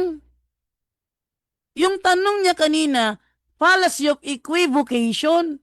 Kaya nung binalik ko sa kanya, pareho kami ng sagot. Sabi niya, yung rebulto nyo ba nakikita? Sabi ko, oo. Ngumiti siya. Tinanong ko siya, yung ginawa ba ni Moses nakikita? Sabi niya, oo, nakikita. Sabi niya, ang mga Katoliko daw, yumuyuko. Tinanong ko siya, nang magpatira pa ang mga Israelita sa harapan ng kaban, nandun bang kirubin sa ibabaw? Sabi niya, yes. Pareho. Pero ang sabi niya kanina, regardless daw kung ano ang nasa utak ng tao. Sa kanya is ano ang act na ginawa, regardless kung ano ang nasa utak ng tao. Pero siya, nagdahilan siya. Sabi niya, yung kirubin daw, nandoon ng presensya ni Lord. Nandoon siya ni Lord. Regardless din kung nandoon. Regardless din. Ang tanong, yung act. Tingnan nyo ha. Strategy yung ginamit niya, ginamit ko sa kanya, pareho kami ng sagot. paano kaya makakapatindig itong taong ito? Pareho kami ng sagot. Nung yung ginawa ang tansong ahas, ang tanong, yung mga tao ba tumingala doon? Sabi niya, o yung iba tumingala, yung iba hindi. Ano nangyari sa mga hindi tumingala? Namatay. Kasi na-poison sa ahas. Yung tumingala, ano nangyari sa tumingala? Naligtas sa poison ng ahas. Mga tanong. Sabi niya, pero ginawa nilang Diyos-Diyosan. Bakit? Pinangalanan ni Hustan. Tanong ko sa kanya, yung aming rebulto ba, aming pinangalanan? Sabi niya, pinangalanan nyo. O sige, ano ang ipinangalan, ang aming binigay na pangalan sa rebulto ni Maria? Sabi niya, Maria. Mali! Bago pa ginawa ng rebulto, may Maria na. May pangalang Maria na. Bago pa ginawa ng rebulto, may Fatima na. Ano ba naman to? Ibig sabihin, nauna ibigay ang pangalan sa kinauukulan bago ginawa ng imahe. Ibig sabihin, ang imahe hindi pinangalanan. Yung may-ari ng pangalan ang ginawa ng imahe. Oh. Yung may-ari ng pangalan ang ginawa ng imahe. Hindi ang imahe ang pinangalanan. Tingnan nyo. Wawa itong pastor na to eh. Ulitin ko ha, ang ginawa niya, tinatawag na fallacy of equivocation. Ginagamit ito para makapanlin lang sa debate. Ano ba? Ano nangyari? Ano nangyari? Tinanong siya kanina, bilang Baptist pastor, naninindigan ka ba talaga? Hinindigan ka ba talaga na yung rebulto sa Exodo 20 versikulo 4 ay hindi kinikilalang Diyos kasi wala kang nabasa? Sabi niya, naninindigan ako. Naninindigan siya. Itanong ko siya ngayon dito sa mga Bible scholar, Matthew Paul, sabi ni Matthew Paul, or in the earth. Antong or in the earth? Yun niya sa verse 4. Hindi yan verse 3, hoy. Hindi ako kumuha sa verse 3 ng komentaryo. Kinuha ko ng komentaryo ng mga protest scholar. Yung verse 4, hindi verse 5, yung verse 4, para malaman ko ano yung rebultong yon. Sabi dito ni Matthew Paul, or in the earth. Ano yung or in the earth? Yun yung imahe na nasa lupa. Oh. Ang sabi dito, as of man and beasts and creeping things, which the Egyptians and other Gentiles worship as gods. Sangayon ka ba rito? Ano ginawa ni Pastor Rian? Bumaliktad. Biglang sumangayon. Samantalang kanina, naninindigan talaga siya na hindi ang kinikilalang Diyos kasi walang nabasa. Ngayon dito, binasa ko yung kay Matthew Paul, biglang sumangayon. Kaya mas lalo akong natawa. Kasi sumangayon na siya. Ganina, todo deny. Biglang sumangayon. Tinanong ko siya, ha? Dahil sumang-ayon ka na yung pala kinikilalang Diyos. Tanong, meron bang katuruan ng Katoliko na ang aming rebulto ay aming kilalanin Diyos? Sabi niya, yes. Yes daw. Dahil nag-yes ka, meron ka bang maipakitang dokumento? Huy, topic mo yan. Dapat naghanda ka. Meron ka bang naipakitang dokumento? Catholic document na may turo kaming kilalaning Diyos ang aming rebulto. Sabi niya, wala akong mapakita. Sino ba naman hindi mapapasaya sa tuwa? Siyempre, nag-enjoy na ako, mga kaibigan. Pasensya na kayo, ha? Nilampaso ko yung pastor nyo. Ha? Natuwa lang ako. Ano sabi ni John Gill sa Gill's exposition of the entire Bible? Or that is in the earth. Yung pa rin yung verse 4. Yung kinuhanan ko ng komentary, verse 4, hindi verse 3. Or that is in the earth beneath. Ano daw yun? Yung nasa earth beneath? Yun ba yung mga santo ng Katoliko? Sabi ni John Gill, as oxen, sheep, goats, cats, dogs, such as were the gods of Egypt. Tingnan nyo, ha?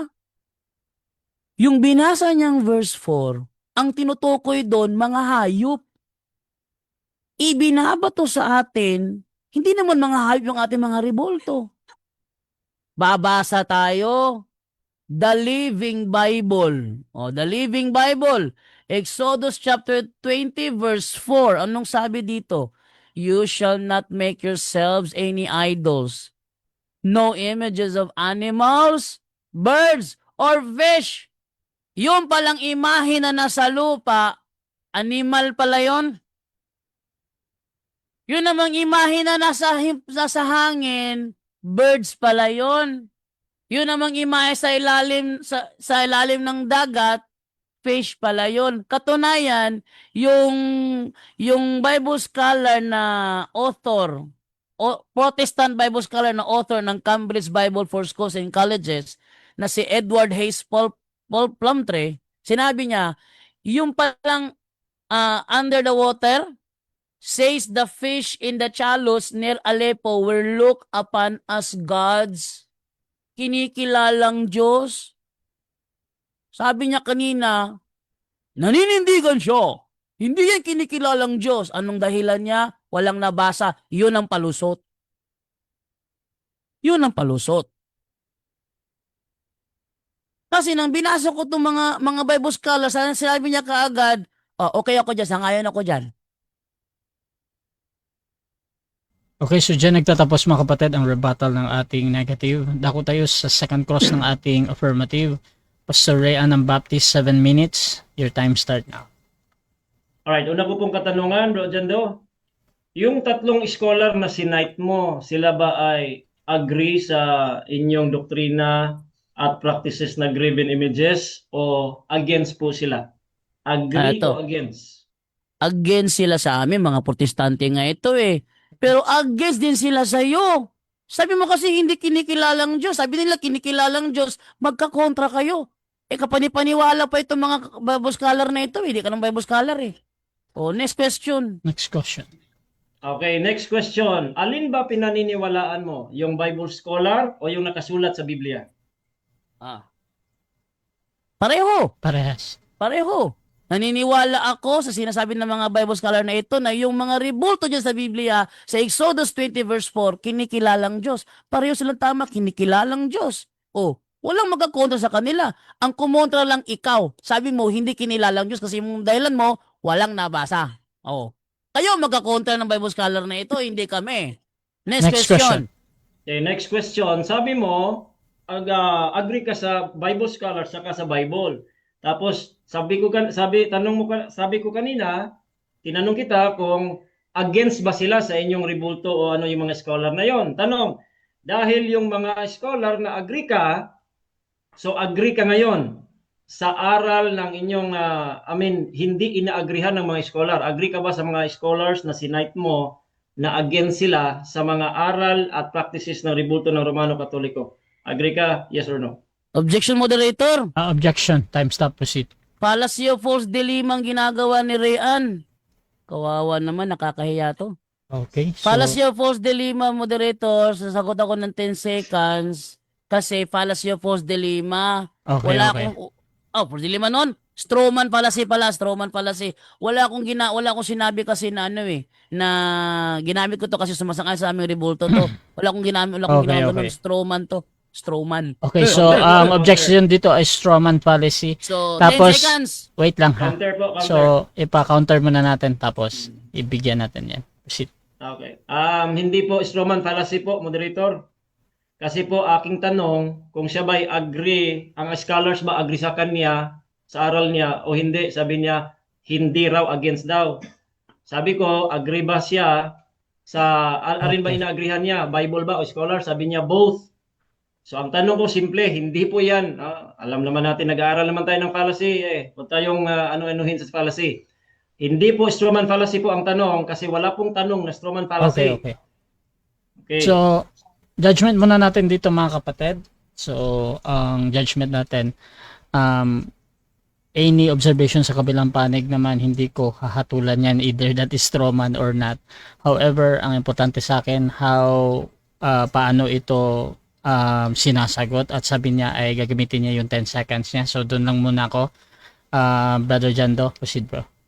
10 seconds.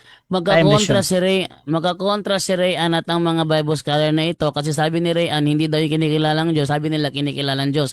At hindi ko sila ginamit para sabing sumasang-ayon Next sa question, aming 10 mga ributo. seconds. Next question. Okay, next question. Alin po ang nakasulat sa Exodo 23 hanggang 5, Bro Jando? Documents o action? Alin po doon yung nabasa sa Biblia mismo? Objection Mary, hindi ko magiging sa tanong niya. Ano yan? Documents Okay. o? Paulit ulitin na natin. lang, paulit. Sige. Ulitin natin. Time stop. Okay. Ang nakasulat po ba sa Biblia, Exodo 23 hanggang 5? Ito ba'y tumutukoy sa documents? Ang pinagbabawal ba doon? Documents o action? Documents ba daw o action ang pinagbabawal doon? Parehong documents at action yun eh. Proceed. Kasi documents naman yung ano eh, yung Exodus 20, documents yon. Pwede gawin na sa doctrine yon. Meron din silang action. So pareho yung documents and action. Pero hindi nga tugma sa amin yan eh. Kasi di naman mga hayop ang aming mga rebulto eh. Hayop at tinutukoy dyan, sabi ng mga Bible scholar, mga hayop yan no. Oxen, question. sheep, goats, cats, dogs. Next question. Next question. Ayon po sa aking latag, Deuteronomy chapter 4 verse 16. Nasusulat ba doon the image or similitude of male and female sa Douay Rheims version? Nasusulat ba doon similitude of male and female? Nasusulat hindi. Nasusulat si Melitude. Pero yun ay hindi naman, wala sa aming mga simbahan. Yun ay tumutukoy kay Diana, kay Astaroth. Wala naman kaming Diana at Astaroth sa aming simbahan. Kaya nga ang tawag dyan, fallacy of equivocation.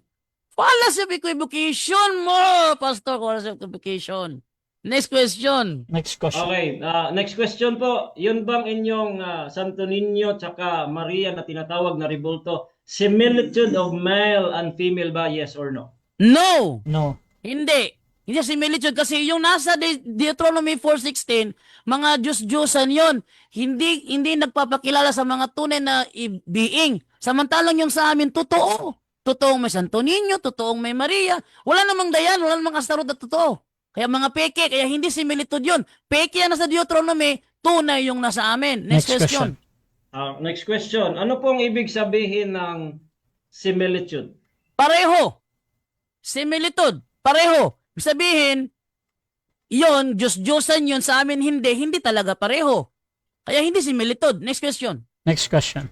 Okay, kung pareho ang iyong kahulugan ng similitude, so meron ba kayong mga rebulto na kapareho sa babae at lalaki? Meron, wala? Wala kaming rebulto na kapareho kay Diana, kapareho kay Astaroth, kapareho kay Kamos, kay Moloch. Wala kaming ganung rebulto. Next question. Next question. Okay. Yung rebulto po na inyong mga santos, like for example kay ano yun, yung bata, si Pedro Calungsod, si Santo Niño, Maria, yan ba'y babae o lalaki? Yes or no? Hindi yan babae, hindi rin yan lalaki, mga rebulto nga eh. Samantalang yung kay Astaroth, yun ay mga rebultong peke kasi hindi naman yung mga totoong tao eh. Si San Pedro Calungsod, totoong tao. Si Astaroth, hindi. Si Maria, totoong tao. Si Diana, hindi. Kaya hindi talaga pareho. Huwag mong parehuin. Fallacy of equivocation ginagawa mo. Fallacy of equivocation yan. Next Rian. question. Okay, tanong. Ano po ang ibig sabihin na nakasulat sa Exodus 20 verse 4 and 5 o verse 4 sa Douay Rheims? Ano ibig sabihin ng salitang anything? Anything na Diyos-Diyosan. Sabi nga ni Matthew Paul dito, ni Matthew Paul, ito ay kinikilala ng mga Gentiles as worship as gods. Oxen, sheep, goats, cats, dogs. Sabi ng The Living Bible, animals, birds, or fish. So hindi talaga pareho. Hindi talaga pareho. Kung parehuin yan. Next Alright. question. Last Alright. 1 minute and 20 seconds. Okay, yun bang yinuyukuan, yung mababasa letra por letra sa inyong Bible, Biblia namin. Yung mababasa, ang yinuyukuan ba doon sa arka ay yung arka o yung cherubim? Yung mababasa letra por letra na yumuyuko saan? Sa arka o sa cherubims? Pareho. Kasi Parehas. nung sila yumuko sa arka, nasa ibabaw yung kerubin. Kaya kasama yung kerubin doon. Hebreo 9:5, nasa ibabaw yung kerubin eh. Hindi naman inihiwala yung kerubin doon eh. Kaya pareho. Next question. Next Okay, question. ang tanong ko po, mababasa sa Biblia, letra por letra, verbatim. Sabi mo, parehas. Anong talata na yung mga Israelitas yumuyo po sa cherubims? Anong talata yun? Nasa Joshua 7:6 na yung mga Israelita nagpatira pa sa harapan ng kaban. Sinabing kaban, Hebreo 9:5 nandoon ang kerubin sa ibabaw. Hindi mo isang talata lang. Mayroong cross reference sa Hebreo 9:5 nandoon ang kerubin. Kaya huwag mo paghiwalayin yan. Huwag ka mag-focus sa isang talata lang. May ikalawang talata na papatunay. Oh. Next Oh, question. next question. Next question. Yun pong arka ay may literal presence ng Diyos, nagsasalit na po doon sa gitna ng cherubim. Tanong, yung mga ribulto po Objection, ninyo, Time. moderator. Objection mo na. Proceed, bro. Sabi niya, regardless daw sa ano, pinaniniwalaan eh. Hindi ko tatanggapin tanong na yan kasi sabi niya, regardless sa pinaniniwalaan. Hindi Okay. ko tatanggapin tanong na yan. Regardless daw eh, sabi niya kanina eh. Ba't niya gagamit yan? Doon siya sa act siya mag-focus sa act. Okay, so nag-object ka sa word na regardless. Pastor Ray, meron ka bang counter objection or hahatol na ako? wala lang. Tanong lang po, moderator, wala naman kung sinabing regardless. Yun lang, sa tanong ko, wala akong sinabing regardless sa tanong. Kasi iba yung tanong ko eh. Wala namang regardless. Okay, okay. So ganito muna mga kapatid. Paulit nga muna yung tanong Pastor Ray. Pero again, ang natitirang oras dito ay 2 segundo na lang para sumagot yung ating kabilang panig. So Pastor Ray, paulit ng tanong. Ang tanong ko lang po, kung mayroon bang literal presence of God yung kanilang mga ribulto. Kasi yun nasa Okay, so arka eh. okay, so meron ba daw presence Meron, of wala God? lang. Bro Jando, pipili ka ba yes or no or mag 10 seconds ka? Mag 10 seconds ako. Proceed, bro. Sabi niya kasi kanina, regardless kung ano pinaniniwalaan. Time. 7 minutes time. Okay, so dyan nagtatapos mga kapatid ang ating second stage ng ating debate. So shoutout mo na sa ating nasa live. Sabi dito ni Richard Lipon, hahaha, gipet. Shoutout din kay Lloyd Ganson, kaluoy ni Mo Fuentes. Shoutout din mga kapatid kay Aguila MJ. Sarap na pagkaipit, hahaha. Shoutout din kay Jeril Torre, ayaw suko Jando. Shoutout din kay Jeremiah Tanyeza, katawa pa Jando, ipit na pod. Shoutout din kay Erwin Ali Abiliana, ayay. At kay Jerry De La Torre, shoutout din kay Lloyd, kay Ganzon, luya ni Puentes. Hindi pwedeng banggitin to. Ito na naman, ang daming comment na merong yung mga bad words, no? So mga kapatid, dako tayo sa final conclusion. Tama na dito si Brother Jando bilang negatibo na ang Diyos-Diyosan ng mga RCC ang kanilang mga ribulto. Bilang negative Jando ng Catholic. Your time start now. Okay, sabi niya kanina, wala daw strawman sa tanong. May strawman.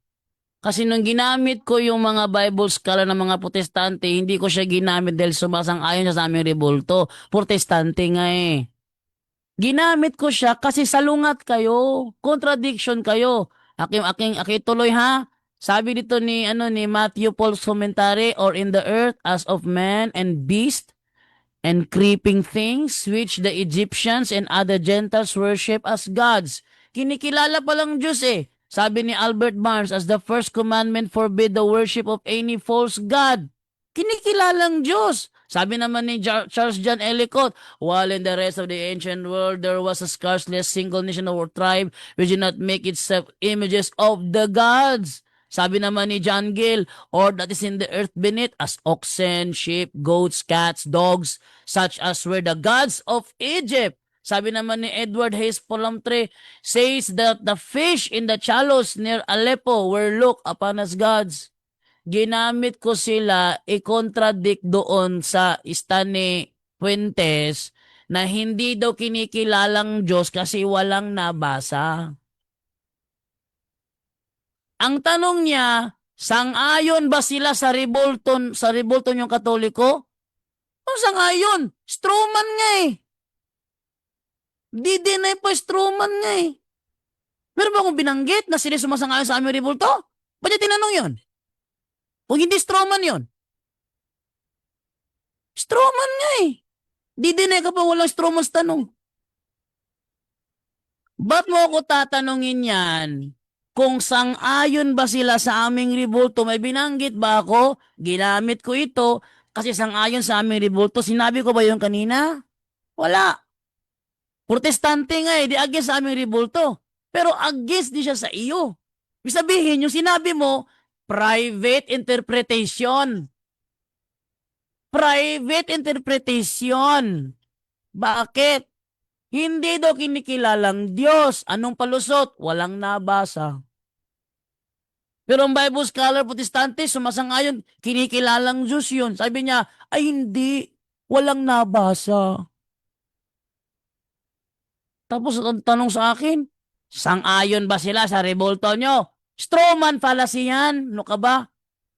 Alam kong alam mo yung fallacy. Ikaw ang nagbukas sa isip ko dyan eh, pag-aralan ng fallacy, para kasi maraming mga debatedor, feeling magaling, pero fallacy pala. Ikaw ang nag-ano sa akin yan, Pwentes, ibigay ng idea pag-aralan ng fallacy. Wala ro fallacy.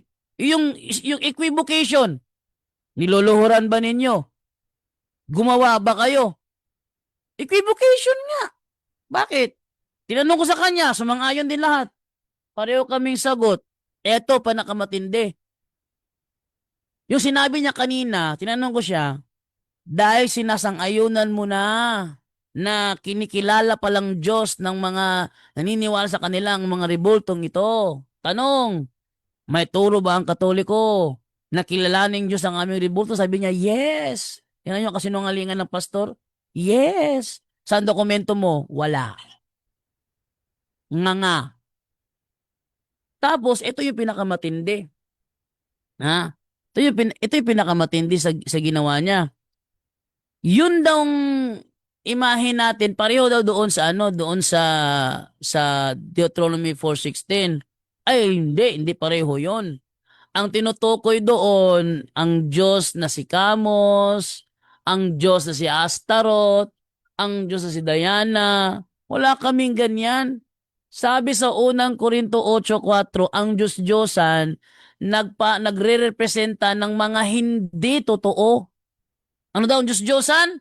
Nagre-representa ng mga bagay na hindi totoo. Ulitin ko ha, ano ang Diyos-Diyosan sabi ni Pablo? Ang Diyos-Diyosan nagre-representa ng mga bagay na hindi totoo. Yung ating Santo Niño, totoo ba Santo Niño? Totoo may Santo Niño. Lucas 1:35, Asiquel Santo Niño, Cueva Ana Lamaran, Hijo de Dios. Yung ating Maria, meron ba? Meron. Yung ating Jose, meron ba? Meron. Padre Pio, meron. Antonio de Padua, meron. Yung Astaroth, meron ba? Wala. Camus, meron ba? Wala. Baal, meron ba? Wala. Ba't mo pinapareho hindi dapat parehuin? Kaya ang tawag doon, fallacy of equivocation. Pinagpapareho mo ang hindi dapat parehuin. Ano ba naman yan? Wala daw siyang fallacy. Pinag-aralan niya fallacy. Ba't mo ginagamit? Okay, so dyan nagtatapos ang final conclusion ng ating negative. Dako din tayo sa final conclusion ng ating affirmative sa kanyang pinatutunayan na Diyos-Diyosan ng mga RCC ang kanilang mga rebulto. Pastor Rayan Fuentes ng Baptist, your time start now. 5 minutes. Alright, sa una po mga kapatid, ay unahin na po natin itong mga fallacy kasi natuto daw siya sa aking mga fallacy. Kaya tuturuan natin uli. Ang sabi ko po, wala pong fallacy, strawman fallacy sa tanong. Wala ho. Kasi po ang strawman fallacy, meron pong tanong yan na twisted pero meron pong dapat konklusyon. Yan po yung fallacy kasi argument hindi po question. Yung question na fallacy, yan po ay complex question at saka loaded question. Kaya dapat matuto itong mga CFD nito. Walang tanong per se tapos tatawagin mong strawman fallacy. Hindi ho argumento po ang strawman fallacy, hindi po question. Para sa kaalaman yung mga CFD. Number 2, fallacy of equivocation. Para at least meron lang siyang ma-mention na fallacy pero hindi po naintindihan. Fallacy of equivocation, oo tama yon na isang salita parehas pero magkaiba ang gamit. Saan po ang parehas doon sa worship at saka pagluhod? Hindi naman yun parehas na salita hindi niya alam. Yung pong fallacy of equivocation mga kaibigan, for example, parehas po na kneel o kaya bow down, pero magkaiba po ang meaning doon. parehas na salita. Ang sa kanya, yung worship at saka bow down, policy of equivocation. Pambihira to. Ito, sabi niya, yun daw mga scholar ay agree daw, I mean, against daw sa kanyang mga ribulto. Pero bakit natin ginamit? Kasi nga, against sila sa iyo. Pero bakit mo inaagrihan? Sabi ko, ano ba agrihan mo? Bible o Bible scholar? Sabi niya, both. Pambihira. Ha? Tapos sasabihin mo, private interpretation sa akin. Bakit? Yun bang mga scholar na protestante against sa'yo? Anong sabi sa inyo diyon? Hindi ba yun private interpretation? Ano ba yung nakasulat? Ikaw mismo umamin. Anong talata? Anong translation sa Tagalog? Kinikilala bilang Diyos. In fact, ang binasa mo, sabi doon, man. Binasa mo. Man. Malinaw po na binasa mo, man. Tao. Yun. Kaya sabi mo, hindi naman yun. Similitude lang, di mo alam. Kaparehas. Similitude of male and female. Kaparehas sa lalaki, babae. Meron ba kayong kaparehas sa lalaki, babae? Wala daw. Bira ito. Representative ni Padre Darwin, mga kaibigan, pero wala eh. Palpak ang kanyang pagdepensa ngayon. Anong nangyari, mga kaibigan? Ang sabi doon, worship as gods. Sabi niya, kinikilala bilang Diyos. Ano kinikilala bilang Diyos? Worship as gods nga eh. Doon ako sang-ayon kasi yung pagluhod at paglilingkod. Worship po yun. Hindi ko po sinasabi na may mabasa sa Exodus 20 pero agree ako sa kanila na worship as gods. Yun po ang ibig sabihin. Kaya mga kaibigan, kahit anong palusot ni Brother Jando ngayon, hindi eh. Dokumento ang hinahanap niya pero sa Biblia, huwag kang gumagawa sila. Huwag kang yuyuko, huwag mong pagsilbihan. Hindi na ginagawa nila yun. Doon tayo galing mga kaibigan. Kaya kayo mga open-minded na Katoliko, sana po kayo magising. Kasi nga, pwede naman kayong manalangin, magsamba na walang ribulto. Ano sabi sa Revelation 21:8? Lahat nandoon po yung idolaters. But the fearful, unbelieving, abominable, murderers, whoremongers, sorcerers, and idolaters, and all liars shall have their part in the lake which burneth with fire and brimstone, which is the second death. Pupunta kayong impyerno pag hindi nyo iiwan yung pagsamba doon o pagluhod at pagyuko doon sa mga ribulto. Kaya sabi po sa Biblia, yung inuyukuan po nila na arka po. Sino nga nagsisinungaling po siya, ang nakasulat po arka, hindi ho cherubims. Ang aking tanong, verbatim, letra por letra, ano nakasulat? Ano ang kanilang inuyukuan? Arka ba o cherubim? Sabi niya, both. Hindi ho, both. Ang nakasulat, arka. Kasi po, sa cherubim may literal presence, hindi niya masagot. Kung merong literal presence, yung kanilang ribulto, wala eh. Bakit? Meron bang namatay on the spot na nahawakan yan katulad ng arka? Doon po sa unang Chronicles chapter 13, si Usa po, namatay on the spot dahil nahawakan po yung mga ribulto. Kaya ito po mga kaibigan, ngayon, kailangan po itong sila po itong mga open-minded, kami po nanawagan sa inyo, mahal po namin kayo mga Katoliko, kaya repent and believe the gospel. Aminin po ninyo yung kasalanan na yan, you trust the Lord Jesus Christ as your Lord and Savior, tatanggapin mo sa pamamagitan ng pananampalataya, pero you have to repent and believe the Lord Jesus Christ, and thou shalt be saved, sabi ng Biblia, at hindi kayo mapuntang impyerno. Kailangan po ninyo maligtas, at iiwan po ninyo ito pong kasalanan ng idolaters, mga kaibigan. Kaya maraming salamat po sa inyong lahat. Sana may natutunan po kayo, mga kaibigan, mga kapatid, sa pag-uusap na ito. Okay, so dyan nagtatapos ang debate ng Baptist versus Catholic, mga kapatid. So before natin end yung ating live, syempre gusto ko muna kayong bigyan ng time magpasalamat sa lahat ng audience. So tapos na yung debate ninyo, purong pasasalamat na lang ito. Unahin natin si Pastor Ray. Maraming salamat po sa lahat ng mga Romano Katoliko present, nanonood live, at sa mga makapanood pa sa debating ito. Ito po ay pag-aaral side by side. Kaya salamat po sa inyong oras ngayon, at sa mga makapanood pa nito. Mahaba man, pero pagtiyagaan niyo po, mga kaibigan. Pinapasalamatan ko po una sa lahat ang ating dakilang Diyos at tagapagligtas na nagbigay po sa atin ng salita ng Diyos, ang kanyang salita para maging aming batayan ngayong gabi na ito, pinag-usapan, at amin pong naipahayag yung bawat isa sa amin. At hindi po kami galit sa mga Romano Katoliko, mahal po namin kayo, lalo na po sa ating katunggali. Salamat po, Bro Jando, na ikaw tumindig at tumanggap sa hamon. Saludo po kami sa iyo dahil ikaw po ay nanindigan sa itong tema na ito kasi bihira po itong tanggapin eh. At salamat sa mga punto por punto staffs. Padre Darwin din, shout out. Salamat sa iyong pag-approve kay Bro Jando. Wala namang mahirap doon. Napakadali, approve agad. At saka ang ating pambansang moderator, Bro Rasha. Salamat. Shout out ko rin pala si Pastor Wendell Ayuda. Dito po mga kaibigan. At si Kuya, dito din. Alright, si Pastor Rinivan. At si Pastor Alfie. Shout out po sa inyo lahat. Pastor Joby Aguilos, lahat po sa mga Baptist na dyan. Sana po ay patuloy po ninyong suportahan itong programang Punto por Punto, tsaka kay Bro Rasha, Rasha TV. At akin din po, Bro Rasha, kung pwede, RA Puentes po sa ating account sa Facebook. And then The Real Baptist Christian Apologia TV ang page. At YouTube channel po natin, RA Puentes Apologetics.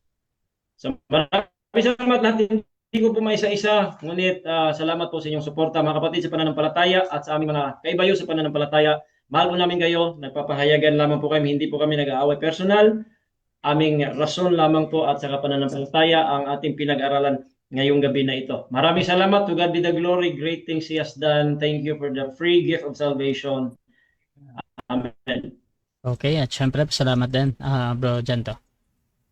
Ako ay nagpapasalamat sa mga Katoliko nanonood sa aking live ngayon, sa aming live ngayon. Nabasa ko mga comment ninyo kung gaano nyo pinagtawanan yung ating katunggali. Pasalamat po ako doon. At pasalamat din ako sa mga comment dito na sinasabi nilang hindi mo kami maluloko. Oh, sabi dito ni shout out tayo dito si ni Joel De La Serna. Oh, kabalo na gyud ni sila na bakak ning ilang sekta pero kay 10% man sayang mawala. Oh, sabi naman dito ni ni Noah Bolay, congrats Bro Jando. Salamat sa mga nag-comment.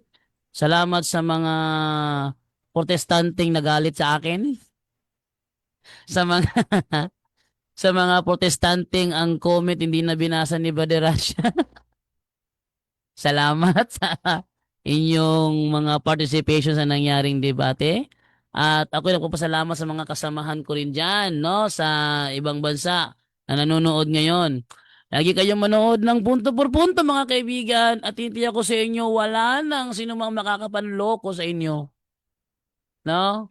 At sa mga mga haters natin diyan, salamat sa inyong pagkagalit sa akin at nagbibigay yan tibay sa akin lalo akong ginaganahan.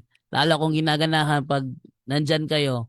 Maraming salamat sa inyong lahat at Brother Rasha, thank you din sa oras na binigay mo. Thank you, Ten.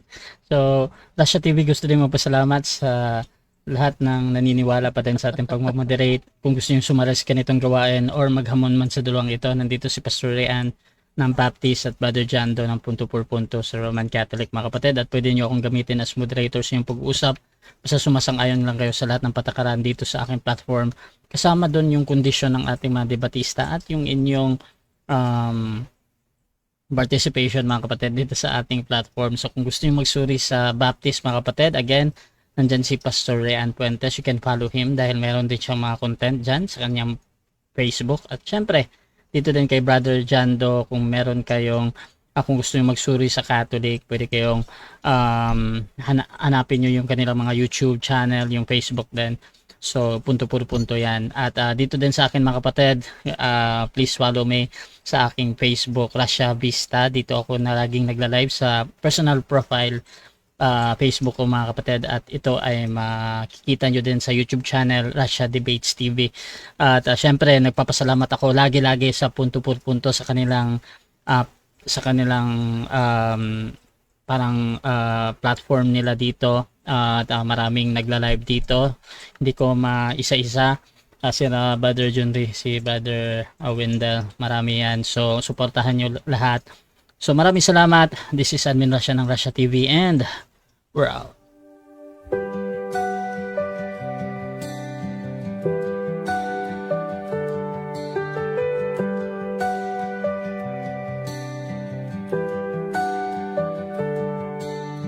Darkness fades when you are near.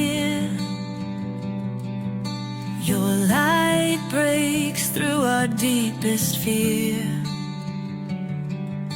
You make the broken heart rejoice. In